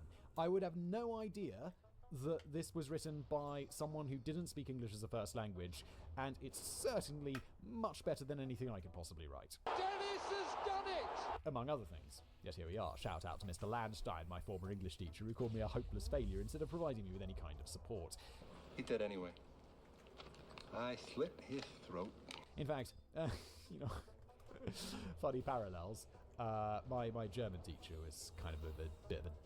In fact, this horrible experience was the catalyst that led me to pursue a career as a high school teacher myself, with the lofty intention of providing my students all the attention and care that was missing in my own educational journey. Unfortunately, within my first week of working at a school, I understood that the problem is not only the person in front of the classroom, it is the entire educational system that needs to be overhauled, perhaps even completely replaced. Not long after, I gave up on this career path. Yeah, the educational system is in for a hell of a shake-up though, isn't it? Like this ChatGPT and stuff. Like, you mess around with that, and you don't know, if you don't understand something, it will tutor you to understand it, which is nuts. Like, you can just be like, I don't understand this, can you help me learn it? And it'll be like, absolutely, here's a lesson plan. And you'll be like, okay. let's get going. I'll just get going. It's crazy. Anyway, Arno did not care about failing school or about literally anything else regarding his future. Instead, he was brooding about gloomy thoughts and unanswerable questions. By the time he had turned into a teenager, he'd internalized the theory of being fundamentally broken, of having some kind of major defect in his head. Maybe there was a tumor growing in his brain, an insatiable black hole that exclusively feasts on positive feelings. At times, he struggled to remember what joy even was. I mean, it does sound like he has a flaw in his brain, but it sounds like the sort of flaw that can, be treated. Yeah, yeah. But unfortunately, this was the 1950s. As a young adult, Arno's entire life had devolved into a desperate pursuit for happiness, or not even necessarily happiness, but just any feeling at all. He dropped out of school at the earliest possible opportunity, which took away even the faintest semblance of orientation. Devoid of purpose, Arno aimlessly meandered through his days, observing the lives of others with the keen analytical eye of a scientist. He dissected the vibrant, bustling world that swirled around him, seeking to replicate the formula for happiness that had eluded him for so long. His theory? By mimicking the actions of those who appeared content, their joy might somehow seep into his own desolate existence. He lacked intuition on how to be happy, so he straight up copied the habits of others. I mean, fake it till you make it. It's not bad, though. There's that whole thing about, if you just smile, you'll feel better. And that works, dude. You just be like, I feel miserable. You're just like, and it's like, you do feel slightly better, don't you? It's like, hey, I force myself to do that sometimes. And I'm like, I don't want to do that. And you're like, okay, big smile, let's go. Arno strolled through public parks, indulged in culinary experiences, immersed himself in literary masterworks. He frequented pubs, reveled in the magic of the silver screen, marveled at the exhibitions of every museum that Berlin had to offer. Among the places he visited frequently was the Mall of the West, a sprawling temple of luxury, a glittering monument to opulence hailed as the pinnacle of human contentment. Arno never made a purchase. Instead, he observed the sea of smiling faces, hoping their attitude might someday rub off on him. But it never did. In the evenings of these eventful days, Arno would go to bed without having felt anything, falling asleep to the same sinister thoughts that had haunted him since childhood. Again and again, he consciously decided to have a good time, but it only ever felt fake, forced, a hollow pantomime of genuine emotion. He was a robot unable to process the data of joy. Happiness was a foreign language to him, a concept he could describe only theoretically. The more he tried to do the right things in life, the more his soul withered away. However, Arno never harbored anger or envy. He believed the fault lay solely within himself, a malfunction in his inner workings, which no one else could be held responsible. The following years were a collection of even more false starts. Since nothing and no one could truly stimulate him anyway, he simply let himself drift. He embarked on a series of vastly divergent career paths. That's what I did. A vain attempt to find a place where he belonged. He dabbled in sign painting, seeking to harness his experienced hands, but the march of progress and the rise of automation had rendered his skill set entirely obsolete. Turning to the realms of entertainment, he briefly tried his luck as a disc jockey, reasoning that surely a fun profession would foster a fun disposition. Alas, his lack of musical aptitude doomed the endeavor from the outset. He would later drive a truck for a beverage company because finding joy in simple things was a widespread phenomenon, or at least he had heard about that. It didn't work for him. He then turned to manual labor, hoping that physical exertion would spark life within him. Yet his stints as a construction worker and a mechatronics technician, which is a real world, Simon. Mechatronics, okay, don't know what it is. Left him feeling just as empty as before. What is mechatronics? Look up. Technology combining electronics and mechanical engineering. Well, there you go. Could have guessed that, couldn't I? One would think. No matter the job, Arno almost immediately grew apathetic. The monotony of routine chafed at his spirit, leaving him yearning for the freedom and expression that he found in the arts. It sounds like you need to be an artist, mate. I guess there's not a lot of money. Yeah, that is there. But you could, I wish you would have done it for your YouTube channel. Have a crack at it at least. That seems to be something you do find joy in, like painting. So just drive the truck and then paint. Like, a lot of people do jobs they don't like so they can pursue their interests. Yep. My coffee is so cold. I've just been so absorbed in this story. I had a hot cup of coffee when this episode started, and now it is stone-ass cold. He tried time and again to break into the world of commercial creativity as a side hustle. Well, there we go. But each foray led to another failure. Photography offered a fleeting glimmer of hope for a while, but ultimately his innate shyness proved his undoing once more. He felt as if he was intruding on others' private moments with his lens in an unethical way, even though that was exactly what they paid him to do. Fate ultimately led him to a small car repair shop, where he found work as a spray painter. But it was not passion that tethered him there, but the friendship he forged with Heinz, his boss. Quite a big deal for him. This way, he could at least ease his all-consuming loneliness a little. But one must not draw any wrong conclusions. he was still beyond miserable. As he entered his mid-30s, Arno's suicidal tendencies began to take the shape of concrete plans. In his imagination, he had already put an end to it countless times, but had never acted upon it in any way. Nonetheless, when Hines was looking for a specific wrench one day, he instead discovered a genuine handgun and a single bullet hidden in Arno's personal tool drawer. That was not something people just had randomly lying around, as owning a firearm is a serious criminal offense in Germany. Hines had been well aware that his employee was in pretty bad shape, but it was only now that he truly understood the extent of his suffering. Upon confronting Arno, the latter explained that he wasn't really planning on shooting himself anytime soon. He just wanted to keep all possible options open. Oh my god. Oh my god. It's like, no, I'm not planning on killing myself. I wouldn't discount the idea. Hines immediately ordered Arno to dispose of the gun, and Arno obliged under Hines' strict supervision. Yet, in a beautiful twist of fate, this somber encounter strengthened the bonds of friendship between the two men, which led to a positive spin on Arno's general mood. He had never shared his inner darkness with anyone up to this point, and Hines' sincere attempt at understanding him felt somewhat uplifting. I get the feeling, because that happiness thing is kind of like, it's like this base level that you're at, right? And then you have these events in life, so I imagine that's like cool and his friendship is strengthened, but he's going to return to that kind of base low level, right? Because it just doesn't really change that much. Nope. But that was not the only change Arno noticed around this time. He observed a novel peculiarity that made itself felt increasingly often, and it worried him quite a lot. Every other day, he would experience severe episodes of dizziness and disorientation, as if he were heavily intoxicated all of a sudden. His eyes would turn into long, dark tunnels, taking in their surroundings through a thick lens of frosted glass. Everything sounded as if his ears were deeply submerged underwater, and he had trouble keeping his balance. This is, you need to see a doctor. During the following months, these attacks grew in intensity and duration. Within a year, they completely replaced his default state. If that happened to me more than once, I'd see that. Like, if that happened once, I'd be like, oh, that was weird. And it would hopefully it would never happen again. Like, I once had a migraine. Never had a migraine in my life. This was years ago. Never had a migraine since. It was horrible. And I finally understood. I was like, oh, I see. This is, like, not a headache. This is a absolute disaster. And it went on for hours. And then it completely passed, and it's never happened since. But if it kept happening, I'd go to see the doctor. I wouldn't wait a year. He did his best to conceal this issue, but it would only get worse. The quality of his work suffered greatly as a result, but Hines cut him plenty of slack, knowing of Arno's difficulties. On particularly bad days, Hines would drop his duties and take Arno for a stroll along the nearby railway tracks, hoping that this act of emotional support would help him in some way. Hines sounds like an absolute legend. This sounds like a super nice dude. And in fact, the symptoms appeared to slowly diminish over time. Not because the actual problem disappeared, but because Arno had developed and adapted strategies to appear functional to the outside world despite his inner suffering.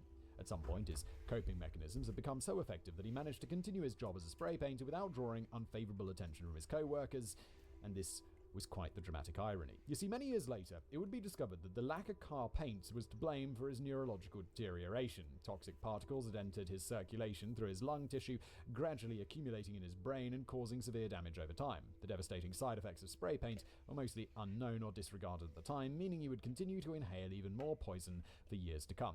A simple face mask could have prevented all of this. Dude, spray painting without masks just seems so insane today, because it's like, yeah, well, you're aerosolizing something that goes and stays on a car for years and just breathing that in. It's like, that's not a good idea. That's not a good idea. The stuff that, you see nowadays, and you're like, that's not a good idea. Like, I don't know, pollution in cities and stuff. You'd just be wandering along and like a buzz, and you're like, oh, breathing that in. It's probably not good for me, is it? And I imagine in like years, people would be like, yeah. No. There were internal combustion engines in cities, like in densely populated areas where people lived permanently. And people were like, that's insane. Didn't they realize how bad it was? And it's like, yeah, not really. As the 1980s drew to a close, Arno hit rock bottom. He was both bodily and mentally broken. His life was devoid of meaning and passion, and his quest for happiness had led him to an abyss. On all levels, except physical, he considered himself dead. But with this ultimate resignation came a strange, rekindled drive. Arno was aware of having nothing left to lose, so why not go all in? Among all the things he tried in order to finally be happy, there was one thing he had not attempted yet. A strategy that, by all appearances, was guaranteed to work. It may seem shallow, but according to his observation, the super happy all had one characteristic in common. They were also super rich. Is that, I guess, on the outside? But it's like, are rich people happier? Yes, they are. I mean, Yes, they are. I used to not have much money, and now I have more money. And I think I'm about the same happy. It's just like, stays the same. I'm more satisfied, I think. like get quite a lot of satisfaction, but Yeah.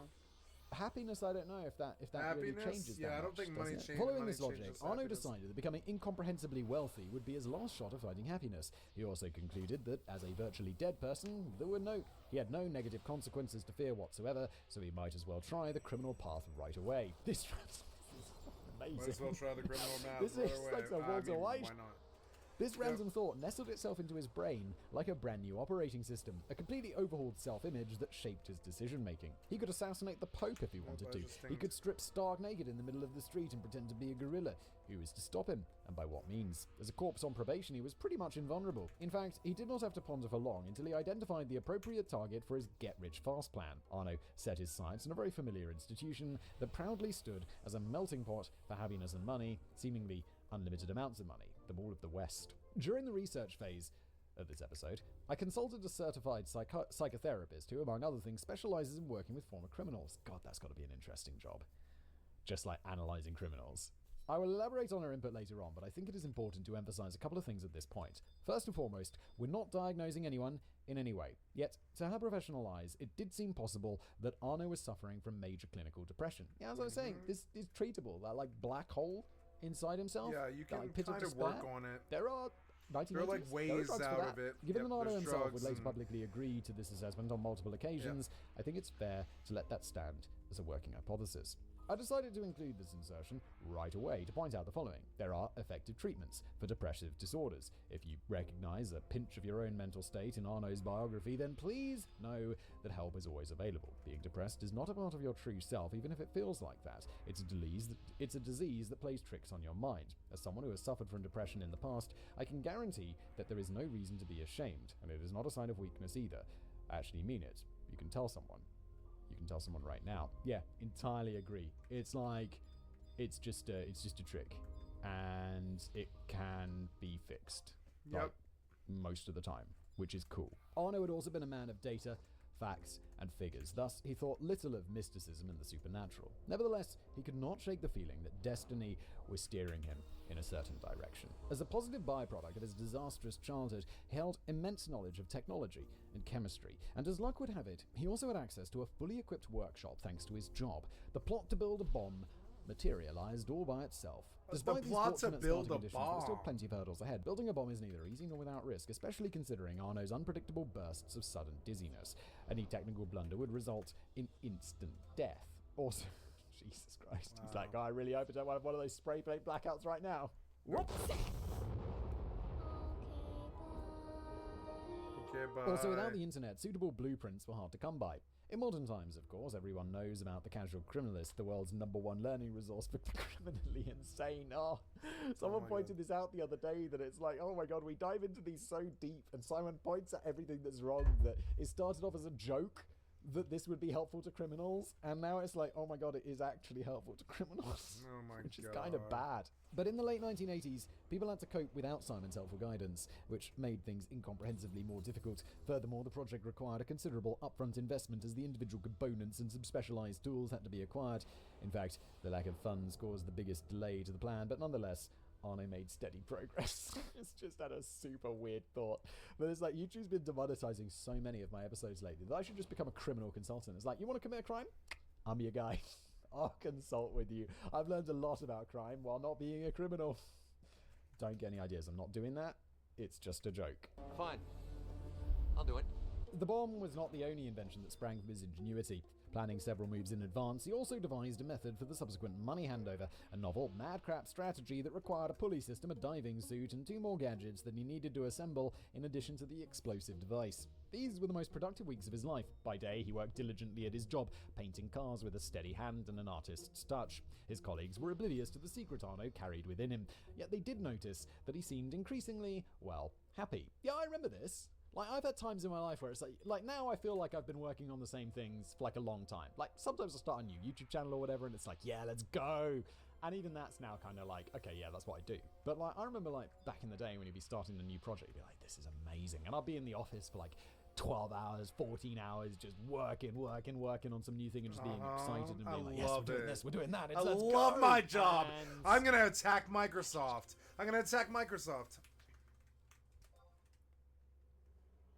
Gonna attack Microsoft. Prosecute Microsoft for selling computers to our enemies in wartime. Yeah, no, I feel that. I wasn't, like, making bombs. But I feel that, like, the rush of finding something new and exciting. At closing time, he would bid his co-workers farewell with a big smile on his face, pretending to head home for the night. But home was far from his destination. He would simply slip around the corner and wait, his heart pounding with excitement as he listened to the fading footsteps of his colleagues. When he was certain that Hines and the others had disappeared, he would sneak back into the workshop and continue tinkering on his devices. The workshop was transformed into an entirely different world in the moonlit hours. His blowtorch cast dancing shadows onto the walls as the scent of oil and metal mingled with the cool night air. Arno's heart swelled every time he approached his secret project, the very thing that consumed his waking thoughts and sweetened his dreams.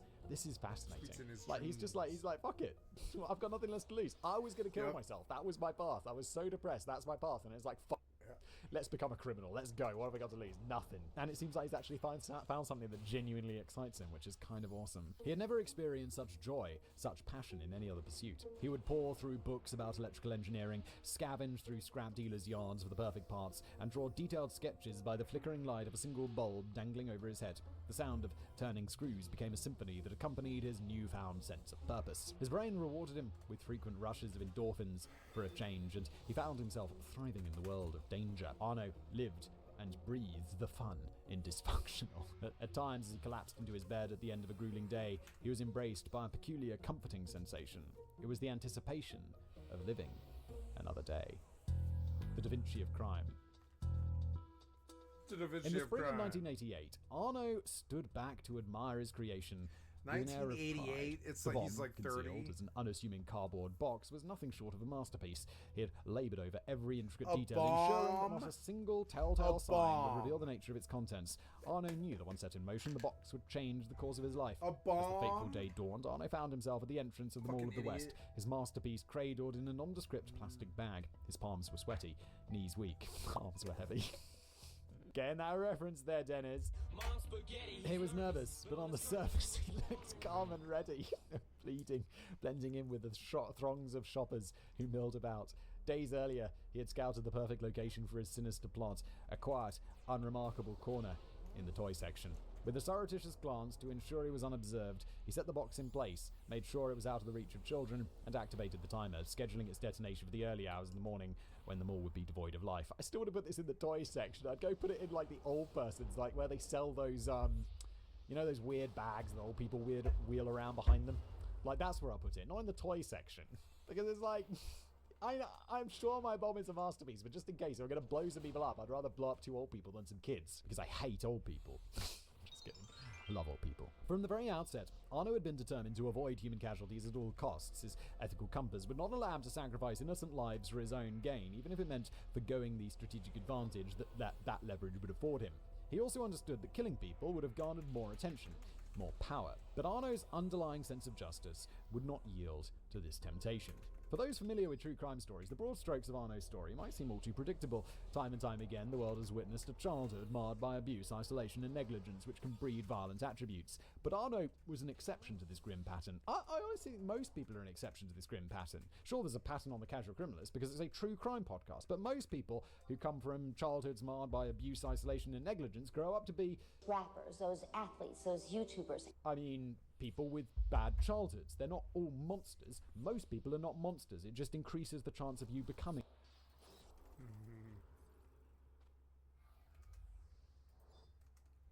a monster.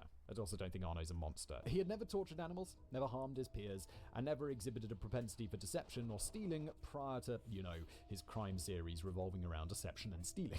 Up to this point, he was the embodiment of careful calculation and prudent restraint. Heck, as far as I know, he wasn't even into questionable pornography like a normal person. As he left the ball empty-handed, a potent... Dennis, you're doing nothing to help with German stereotypes there, mate. As he left the ball empty-handed, a potent cocktail of excitement and terror coursed through his veins, but the emotion that weighed heaviest upon him was guilt. He was under no illusions about the morality of his actions, and he did not commit this crime out of some twisted sense of righteousness. Yet he rationalized it as a necessary evil, one that he had to embrace in order to survive. Before heading home, he tossed the ransom note into the mall's mailbox. Arno did not manage to fall asleep that night, not even with the help of a drink or 5. His thoughts were consumed by the possibility that someone, despite his best efforts, might come to harm. As the first light of dawn crept over the horizon, he obsessively monitored every news channel, anticipating the breaking story of his nefarious plot. But to his astonishment, not a single report mentioned an explosion. As the hours ticked by, and still no news of his bomb surfaced, suspicion and unease began to gnaw at Arno's already frayed nerves. Unable to quell the mounting dread, he eventually succumbed to the urge to investigate.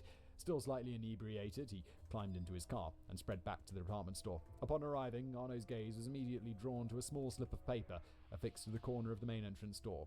A white sticky note adorned by a single green dot. The sight brought a wave of relief washing over Arno. In his ransom letter, it explicitly requested the company to signal their willingness to pay via precisely this sign. So they had both received and accepted his demands. What about the bomb? Perhaps it had been discovered and defused in the nick of time, he reasoned. Then again, it no longer mattered. The green dot served as a promise, a guarantee that he was about to receive his much-needed windfall. Does he need the windfall? He doesn't need the money. He's just gonna want the money. Arno had done his homework. In the movies, extortionists usually requested the money to be put in a public waste bin and also do not call the police. But he was not that naive. Obviously, they'd get the police involved no matter what, so he had come up with a plan to fool them. Actually, let's go through it from the perspective of the investigators and maybe put up that galaxy brain meme. Because this one is nothing short of a magic trick. It's admittedly somewhat complicated, so I included a sketch of the setup. Act 1. The Pledge. Picture yourself as a seasoned detective. A ransom note had arrived just days before, directing you to a unique radio frequency at a specific time and date. Your task, to tune in for additional instructions. No way. It's like a movie. You mull over your potential strategies. One of your first ideas is to simply trace the signal back to its origin in order to ensnare the perpetrator. To facilitate this, you bring in your tech squad. They assure you that once the transmission is initiated, they can easily triangulate the signal's source location, so you and your techno wizard set up the necessary equipment in anticipation of the big day. As the appointed hour arrives, your team swiftly identifies the signal and ascertains its point of origin. Wasting no time, you jump into your vehicle, making a beeline for the signal's source, as indicated on your radar. But what you find is far from what you expected. Upon investigating the area, you discover not an extortionist, but a self-made gadget, a radio transmitter connected to a cassette recorder and a timer, all taped to a random tree in the heart of a bustling public park. The apparatus had sent the instructions autonomously. Annoyed by this successful prank, you listen intently as the looping tape crackles to life, the distorted and unrecognizable voice barely discernible amid the static. It speaks of a nearby lake, where you are to deliver the ransom money. With your trusted police colleagues by your side, you gather the cash and drive to the designated body of water. The sun dips below the horizon as you arrive. You cautiously step onto a small wooden jetty, the old planks creaking underfoot. At the end of a footbridge, you discover a small box connected to a steel cable, the other end disappearing into the dark, still surface of the lake. This is so crazy. This is such a plan. Where's it go? I like How's the he gonna get plan, that money? though. I like the plan of the box being dragged underwater. I think that's genius. That's genius. Genius little plan.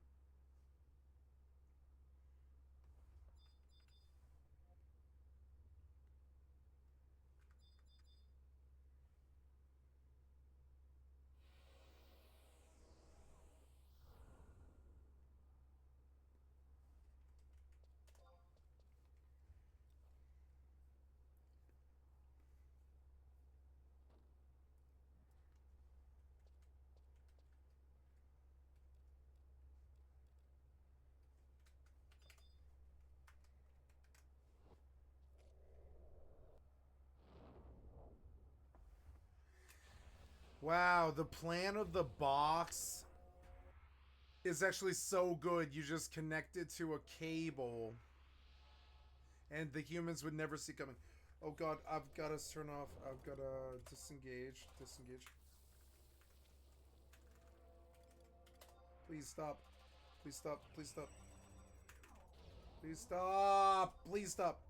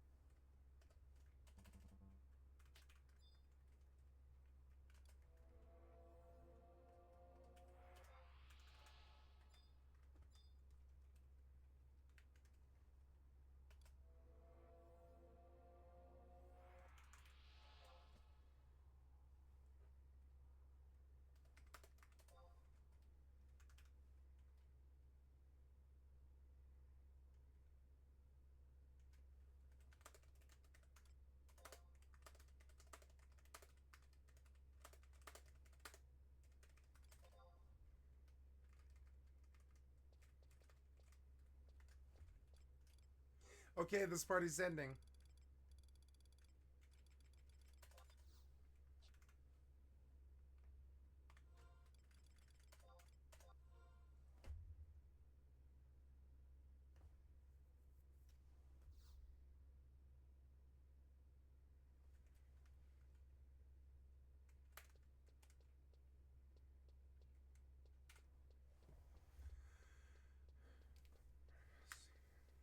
It was good. It was good.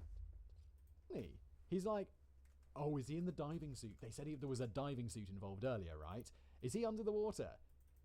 Is he in the lake right now? Act 2. The Turn. You place the money into the box, as requested. As soon as you release your grip, the box springs to life, plunging into the lake with a resounding splash. It seemed as if the steel cable had pulled the box off the jetty, broadly into the direction of the opposing shore. Right? That's genius. It's genius. And they don't know where the box goes. It's into the water splush. And then where the box goes, they don't know. Yep, it's actually very smart. You deduce the extortionist must be hiding on the other side of the lake, pulling in the money like a fisherman reels in a catch. Yep. With adrenaline surging through your veins, you and your police team race around the pond, determined to apprehend the criminal before he could pull the loot across the depths of the water. Gasping for breath, you and your team reach the opposite bank, only to find it eerily deserted. No sign of the extortionist, no box full of money, no steel cable. You're left to puzzle over your predicament, failing to notice that the climax is already unfolding back on the wooden walkway. What? And... oh my god! Back at the wooden police walkway. Still at the walkway? I feel like you arrive and he's racing rounds, but surely some police are left there. Yeah, I wouldn't. As a cop, I would never not leave somebody. I wouldn't. I would never not leave somebody. I think that part of it is funny, but or like at least watching it or something. No, and even maybe if they're not, maybe surely not. that's a risk that that you wouldn't. About, you that wouldn't. Yeah, might... like surely that's a risk that. Right. The Prestige. Act 3. The Prestige. Oh my god. As you and your team are busy scratching your heads, desperately trying to figure out where the ransom had gone, the mastermind emerges from his hiding spot close to the jetty, back on the other side of the lake. Casually steps out to collect the money from beneath the wooden planks. He climbs down between the reeds, grabs the box, and leaves. Wait, so how's this I possible? can't. Well, let me explain. No person had been reeling in the wire manually. Instead, a self-built winch, complete with a battery-powered waterproof engine, had been responsible for the movement. Days. Wait. Go back. Oh my god. A self-built winch, complete with a battery-powered waterproof engine, had been responsible for the movement. Days earlier, Arno had dived to the depths of the leak to fix this ingenious device in place. As the gears started to turn, the container had only appeared to be moving across the water, but in truth, a pulley system attached to the bottom of the lake had redirected it straight back to where it came from. The steel wire pulled the money only a few misleading meters towards the middle of the lake, then directed it back under the pier, perfectly poised for retrieval. A fairly convoluted plan, if you ask me. While the basic idea shows appeal in the abstract, I couldn't help but notice the multitude of variables that were simply out of Arno's control. But was it ultimately successful? Unfortunately, this is bound to remain a mystery. You see, even though the Mall of the West management had initially agreed to comply with Arno's demands, the authorities intervened, instructing them to hold off on it. See, if you're not a school teacher, you can't do this kind of informational stuff. He's actually so good. I like him so much. I'm going to watch everything he did. He's actually so good.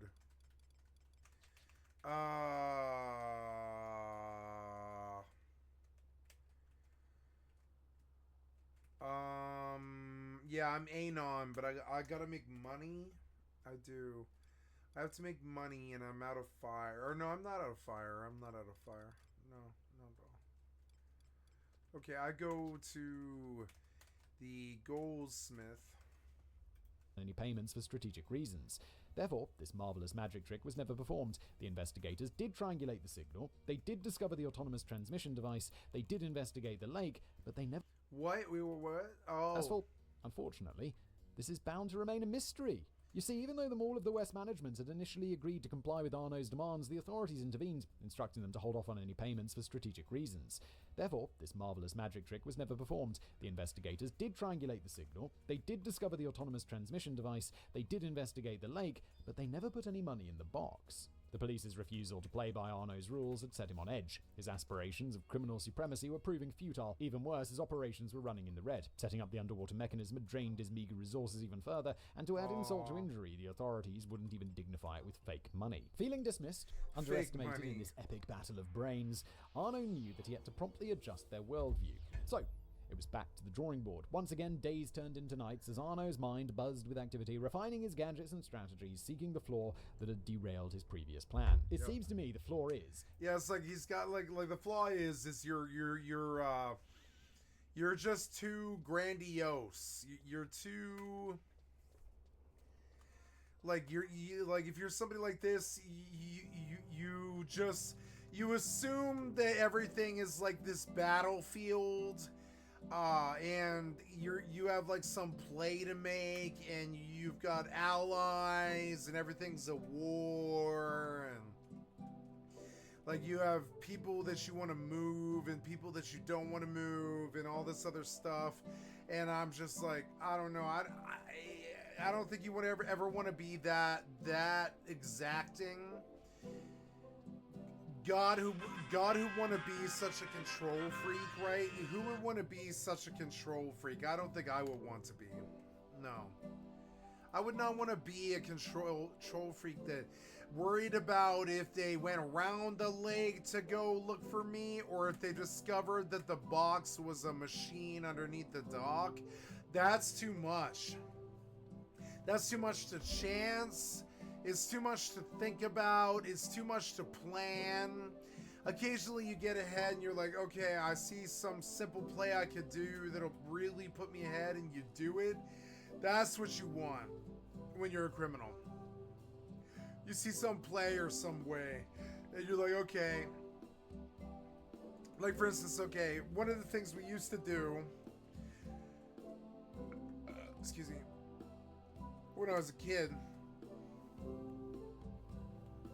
so I got the hiccups, excuse me.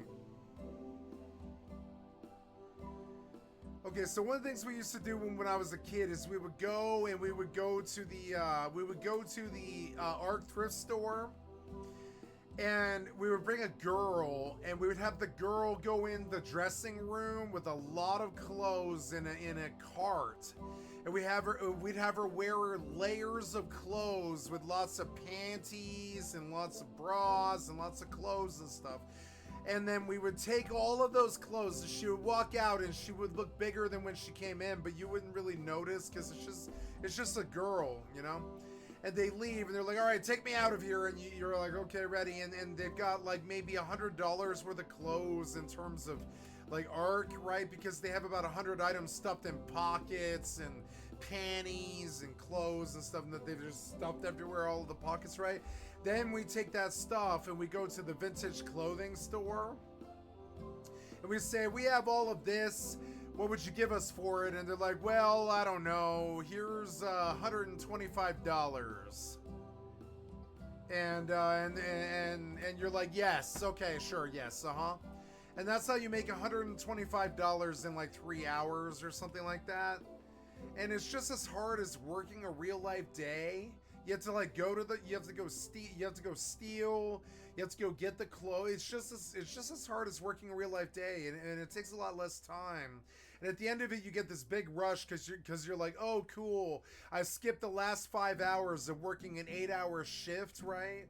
Like like if you're working like $10 to $12 an hour for like, you know, ready labor or whatever, or like a labor force kind of place, and you're working for like $10 or $12 an hour, and you have to do the whole 8 hours, and you only walk with like $82 or something like that. It's stupid. And so stealing clothes from the fucking like the thrift store that you know probably doesn't really care if people steal from them, because the clothes are all free anyways, right? They'll probably never prosecute a thief totally unless you're trying to steal something really expensive and nice, because like, you know, they got all those clothes for free, and it's actually immoral for them to prosecute or call the cops and put you in a fucking bunch of shit if you're stealing from them, because they got all that clothes for free for people who donated. And they know this, and the people who steal know this, and this is why thrift store is still the best place to steal. It's the best place to steal. It always will be the best place to steal because those people don't care. The people that work there might work there a lot, and they might care quite a bit, but like overall, it like doesn't really, it doesn't really matter. And then I know these things because I was a lifelong career criminal, pretty much. It's fucking stupid, but I was. Like, and I just see opportunities of people wasting money, and I'm like, oh, good, that money can go in my pocket instead of your pocket, because you're a crazy conglomerate. It doesn't matter if I steal from you, you're not gonna die, right? But if it puts money in my pocket, maybe I don't starve to death. Maybe I can buy something like a computer and build a career, you know? And so it's hard. It's hard not to want to like really take advantage of people every time you see the opportunity. Like Pink Floyd put it like the best I've ever heard it was a song called like Dogs by Pink Floyd. You got to be able to pick up easy meat with your eyes closed.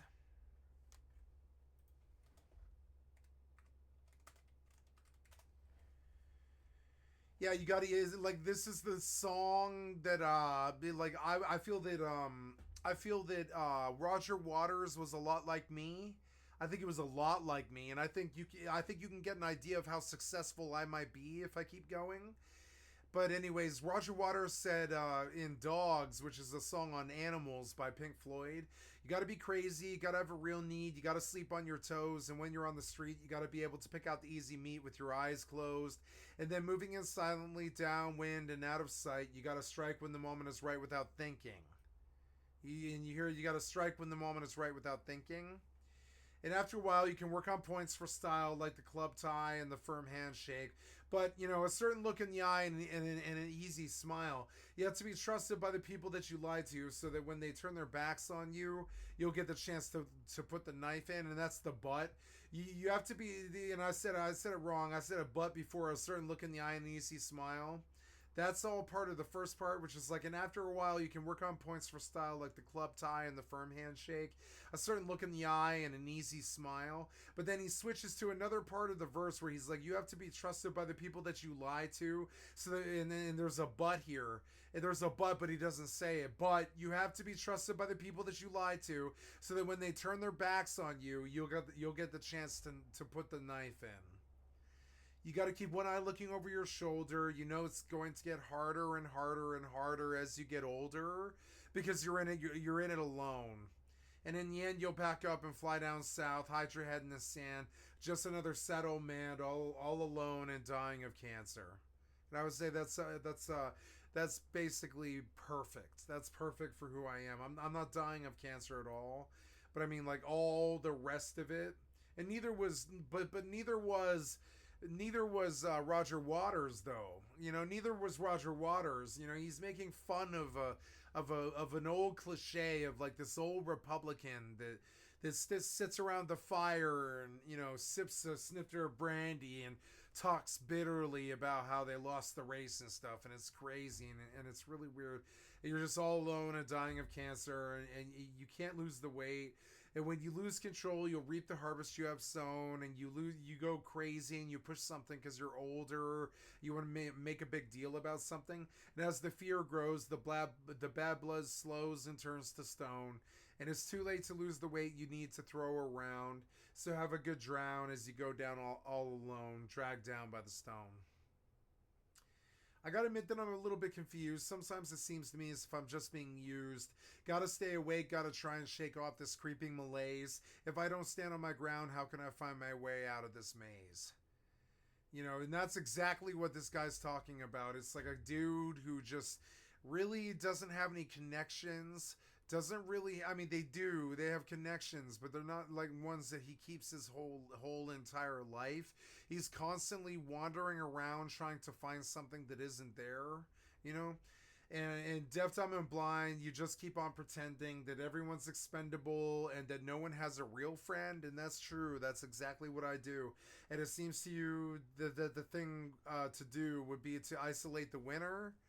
and just, you know, and everything's done under the sun, so it doesn't matter. You can't do anything to win. Everything's done under the sun. There's nothing you can do. I mean, you can become a career artist or something and make some money, but I kind of believe at heart that everyone's a killer. They just don't need to. You know, I kind of do. I believe that everyone at heart, everyone's a killer. I believe everyone at their heart, everyone's a killer, right? I really fundamentally believe this. I believe that all humans are capable of killing me. And it's actually fucking crazy, you know? But I do. I really fundamentally believe this. Who was born in a house full of pain? And that's like a reference to like the war-torn parts of Europe or Britain or Colorado where I was born. Where, like, you know, now Colorado was never war-torn, but I'm talking about Colorado is war-torn, though, because, you know, it like lost its money and it lost its interest, and it sold out to the highest bidder and sold rent to everybody for triple the price, and so Denver burned. That's why we had weird fucking streamers like, you know, oh god, Daniel Larson and people like that. Denver burned. If you want to know why Daniel Larson is so fucking crazy, it is because I am so fucking crazy. Anybody who came out of Denver, we are fucking crazy. We're the middle class white kids who, you know, just went crazy. We started doing hard drugs and we started stealing and shoplifting and, you know, burning bridges, stealing video games, breaking into game stores and doing drugs, going to raves, pounding, you know, smoking meth, smoking heroin, smoking marijuana all of my goddamn life. Just fucking crazy. And to me, it seemed like I needed to isolate the winner. And it's weird because the winner to me sometimes seemed like it was a junkie or a tweaker or a lead singer or a band, like a band leader or a punk singer or like a you know, a politician. Or I tried so many different hats in my life where when all I've been trying to do is trying to isolate the winner. Where I can just follow I can follow what they did and try to, and that's what I'm doing right now as a streamer. I'm just trying to isolate the winner and then just follow it through and try to get a win somewhere in my life. Because I have sold women, I have sold drugs, I have sold my life, I have sold my time, I've sold my intelligence, I've sold my soul. I have sold everything that I've ever got my hands on. I've tricked people, lied to people, cajoled them, emailed them, and got them to give me everything they owned and stuff like this. Fucking socially engineered through credit cards and bought credit cards from drug deal people and all this other crazy shit and used that to pay for my business for a year. I've done crazy things just to get by because we just never really did have any help. I mean, I got help when I was 39 years old. You understand? 39 years old was when they finally were like, you are so crazy and your record is so crazy and you've been in and out of the madhouse so much and you have been Asperger's since you were 5 years old and you have been addicted to 3 different substances and you have broken into places and stolen cars and ran from the pigs. You have, like, this is what they told me, and they were like, well, you know, you obviously have opposition authority, you have Asperger's, you're crazy, you're drunk, you're high all the time, you're constantly on drugs, and all this stuff, and they're like, we don't know what to do with you, but we know that you need help. And I'll be like, yes, I kind of got fucked up over 9/11, and then I started losing loved ones and best friends and stuff, and then when you add the death into the fact that you guys stole all the money and made it illegal for me to sell online currency, which is what I'm actually good at, I can generate online currency all day long, but they won't let me sell it because it feels like they want to thwart me and kill me at every single fucking turn. And this criminal genius guy, he's the exact same. There was times in my life where I was like, well, I've lost the love of my life. I lost my family. I've lost my friends. I'm a drug addict. I'm fucked up. I steal to live. I'm starving. I live in a burnt out restaurant.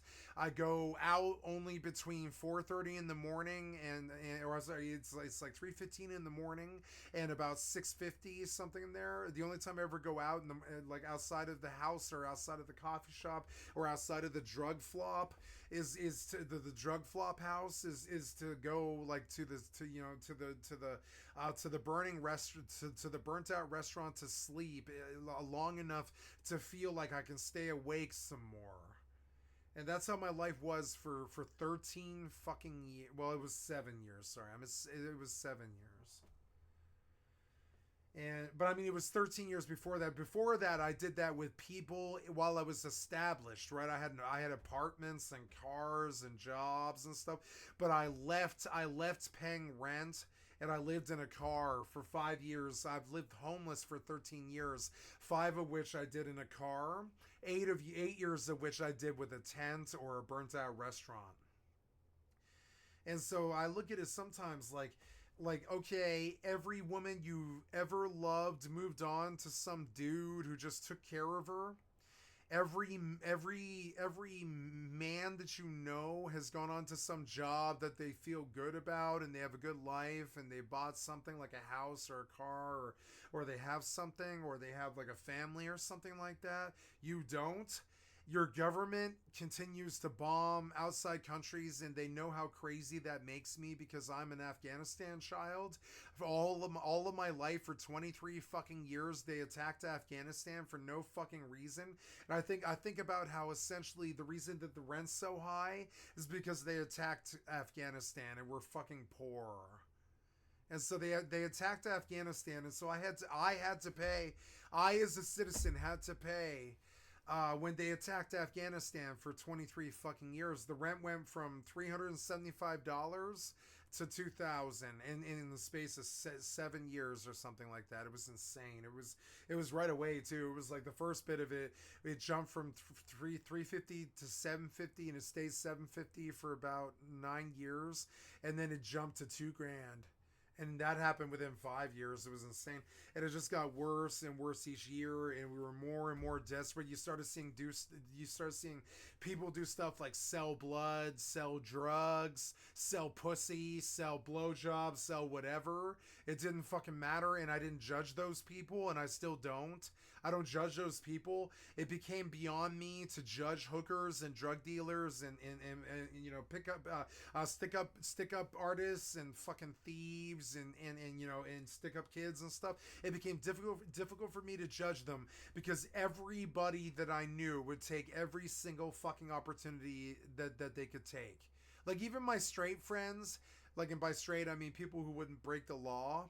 Even my straight friends would do stuff like dress up in tinfoil on Halloween to go to 40 Chipotles to get 40 burritos so that they could eat for 5 days. That's literally how fucking bad it got. We used to fill a fucking cart at Safeway and draw straws as to who had to walk the cart out.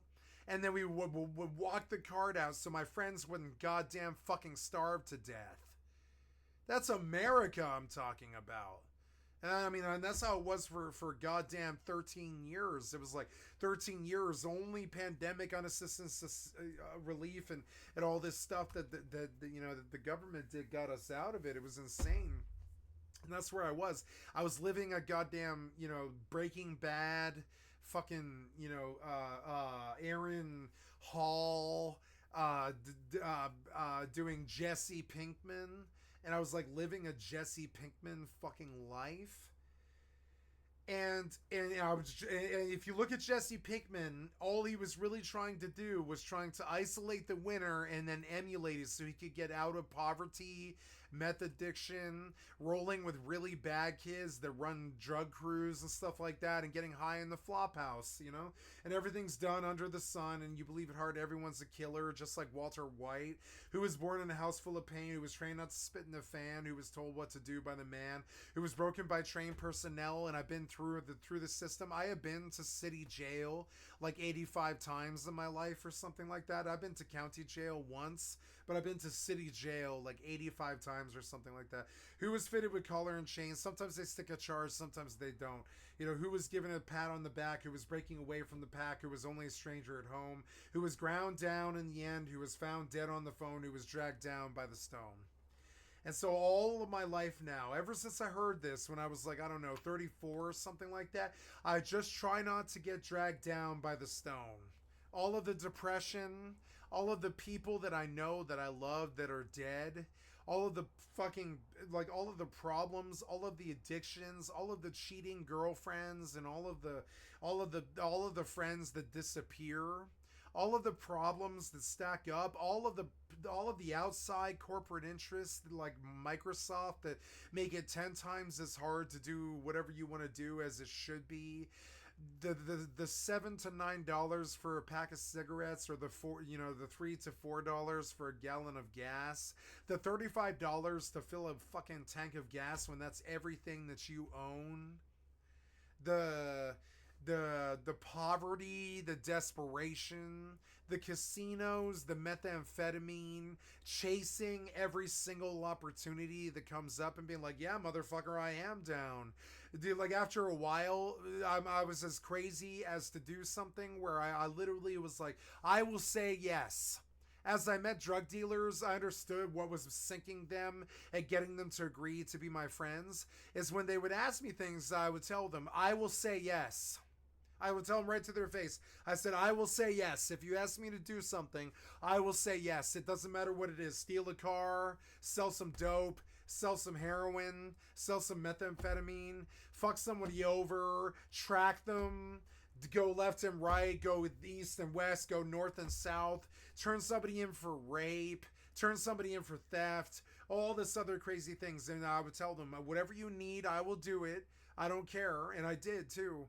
Because particularly, it enabled me to have what I call autonomy, where I can just pretty much choose where I live, choose what friends I have, choose what drugs I'm on, choose who's going to judge me for the drugs, choose for me what the consequences are for being high and what I do. So for certain parts of my life, I've had a pot pipe in between the console of my car, between the driver's seats of my car, right? And in there is like methamphetamine, pot pipe, heroin, pills, and like, energy drink and 5-hour energy shot.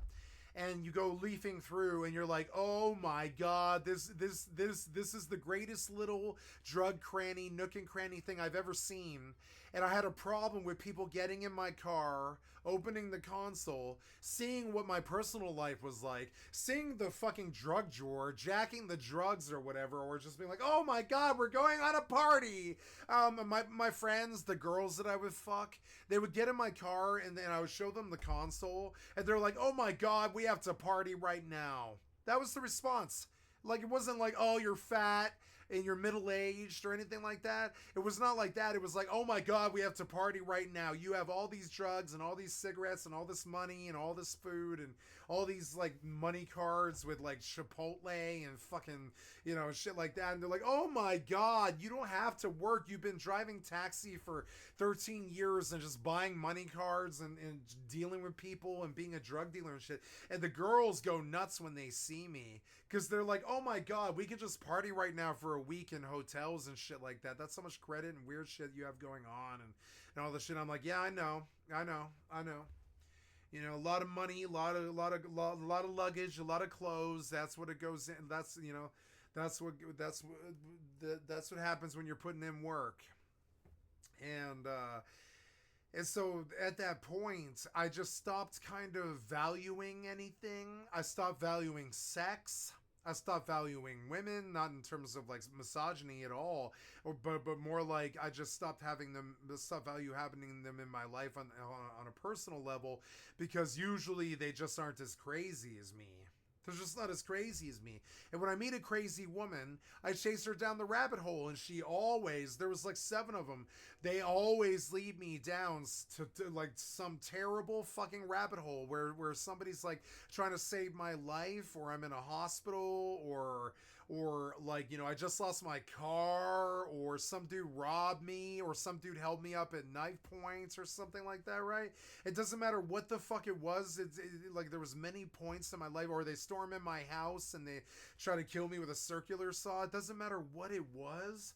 Like, you know, I just knew that like I didn't really think of life the same way. I didn't view money the same way. I view money as this thing that you can just go get right now.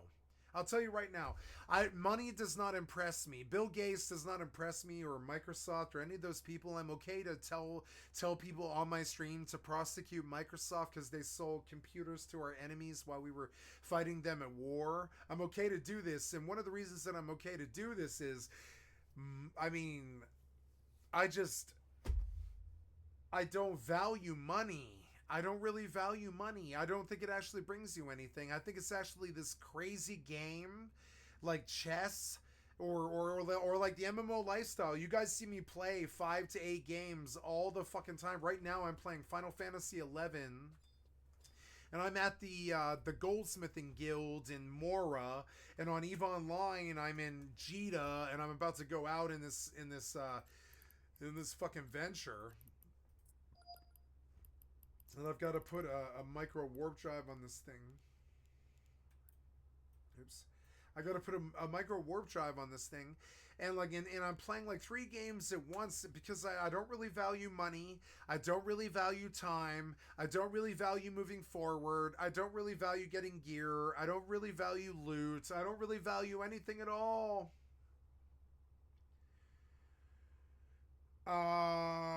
You know, I just don't. I look at it like everything means nothing to me. Everything means nothing to me. It's just this like means to an end. It doesn't matter if I have wine in the glass or not, but I do, because particularly I think one of the reasons that I have wine in the glass is because I don't care. I don't care. I don't value it, so I don't go chase it. Because I don't chase it, it shows up in my life. And that's actually a good philosophy for my entire life. Because I didn't chase it, it shows up in my life. The only thing I chase is my best friend. That's it. And I try to get them to come love me and show up in my personal life and be there with me every single fucking day, and you know, and be there sleeping with me even in the bed that I'm living in. Because, and I'm talking about girls, particularly because, you know, it's like, come share my life. Come see how crazy it is. Come see the opportunities that pop. Come see what my family is going to give me. Come see where I go with this. Come see where me attacking Microsoft might lead. I'm going to take a stand, and I'm actually going to attack Microsoft. I'm going to say to people on my stream, don't buy Microsoft. Don't play with Microsoft. Don't do Microsoft. They're a horrible company that sells computers to our worst enemies at our worst time of need. And our enemies use the computers to destroy us. And that's exactly what they did too. That's what Vietnam did to us. That's what Nazi Germany did to us. They bought computers from fucking IBM and Microsoft, and they used Microsoft and IBM to defeat us at war. And that means that, like, and so I hate Microsoft, and so I feel like there's some opportunity there. I look for you know, like the line in the Pink Floyd song where he says, you know, you got to look for, you got to strike when the moment is right without thinking, right? You got to strike when the moment is right without thinking. And I see Microsoft as this open source of a fountain of money. That where they're even giving, like, fucking Bill Gates gives his money away. And I think, like, I've got to strike when the moment is right without thinking, because Bill Gates and Microsoft are wide open to the world, and I don't see the fucking lawyers attacking him. And if they do attack him, I would call it a credit to me and that I did my job. I don't care if some lawyer gets to him before I do, but, you know, I do feel that you got to strike when the moment is right without thinking, and that's Microsoft right now. It's fucked up. After a while, you can work on points for style like the club tie and the firm handshake, and a certain look in the eye and an easy smile, but it doesn't matter. You have to be trusted by the people that you lie to so that when they turn their backs on you, you can get the chance to put the knife in because you don't have a life. You don't have a home. You don't have a wife. You don't have a family. I don't have a family. I don't have a wife. I don't have a home. I don't have a friend. I don't have a government. I don't have a fucking political orientation. I have a sexual orientation, and I feel lucky for that because it could have been way more confused than that. But I really feel like I don't have an identity. And so now I look at this like, okay, well, do we just fight with them? Do we rob them? Do we make fun of them? Do we get rich making fun of them? Do we make a movie? Do we make an album? Do we make a book? Do we make a stream? Do we do something? Do we make something so that they buy something from me or something some such, and so that you don't starve to death in their suppressionist system where they killed everything, everyone, and every living thing that you love and cherish? And trust me, this criminal feels the same. You end up wandering the fucking planet. It doesn't matter what country you're in. I went to Hawaii. I went to Illinois. I went to Britain. I went all over the world. I went to like 37 different United States. I lived in 7 of them. I smoked heroin. I smoked meth. I ran with the crazy strippers. I ran with the crazy drug dealers. I ran with the crazy kingpins. I ran at the flop house. I just kept going, just kept on fucking trucking, just trying to find some way through this goddamn madness. Fucking madness. Sometimes right in the madhouse. Madness in the madhouse. I would wake up sometime. I'm sorry guys, I've got to go pee and I'll be right back. We're talking about the madhouse and waking up to go pee. I'll be right back.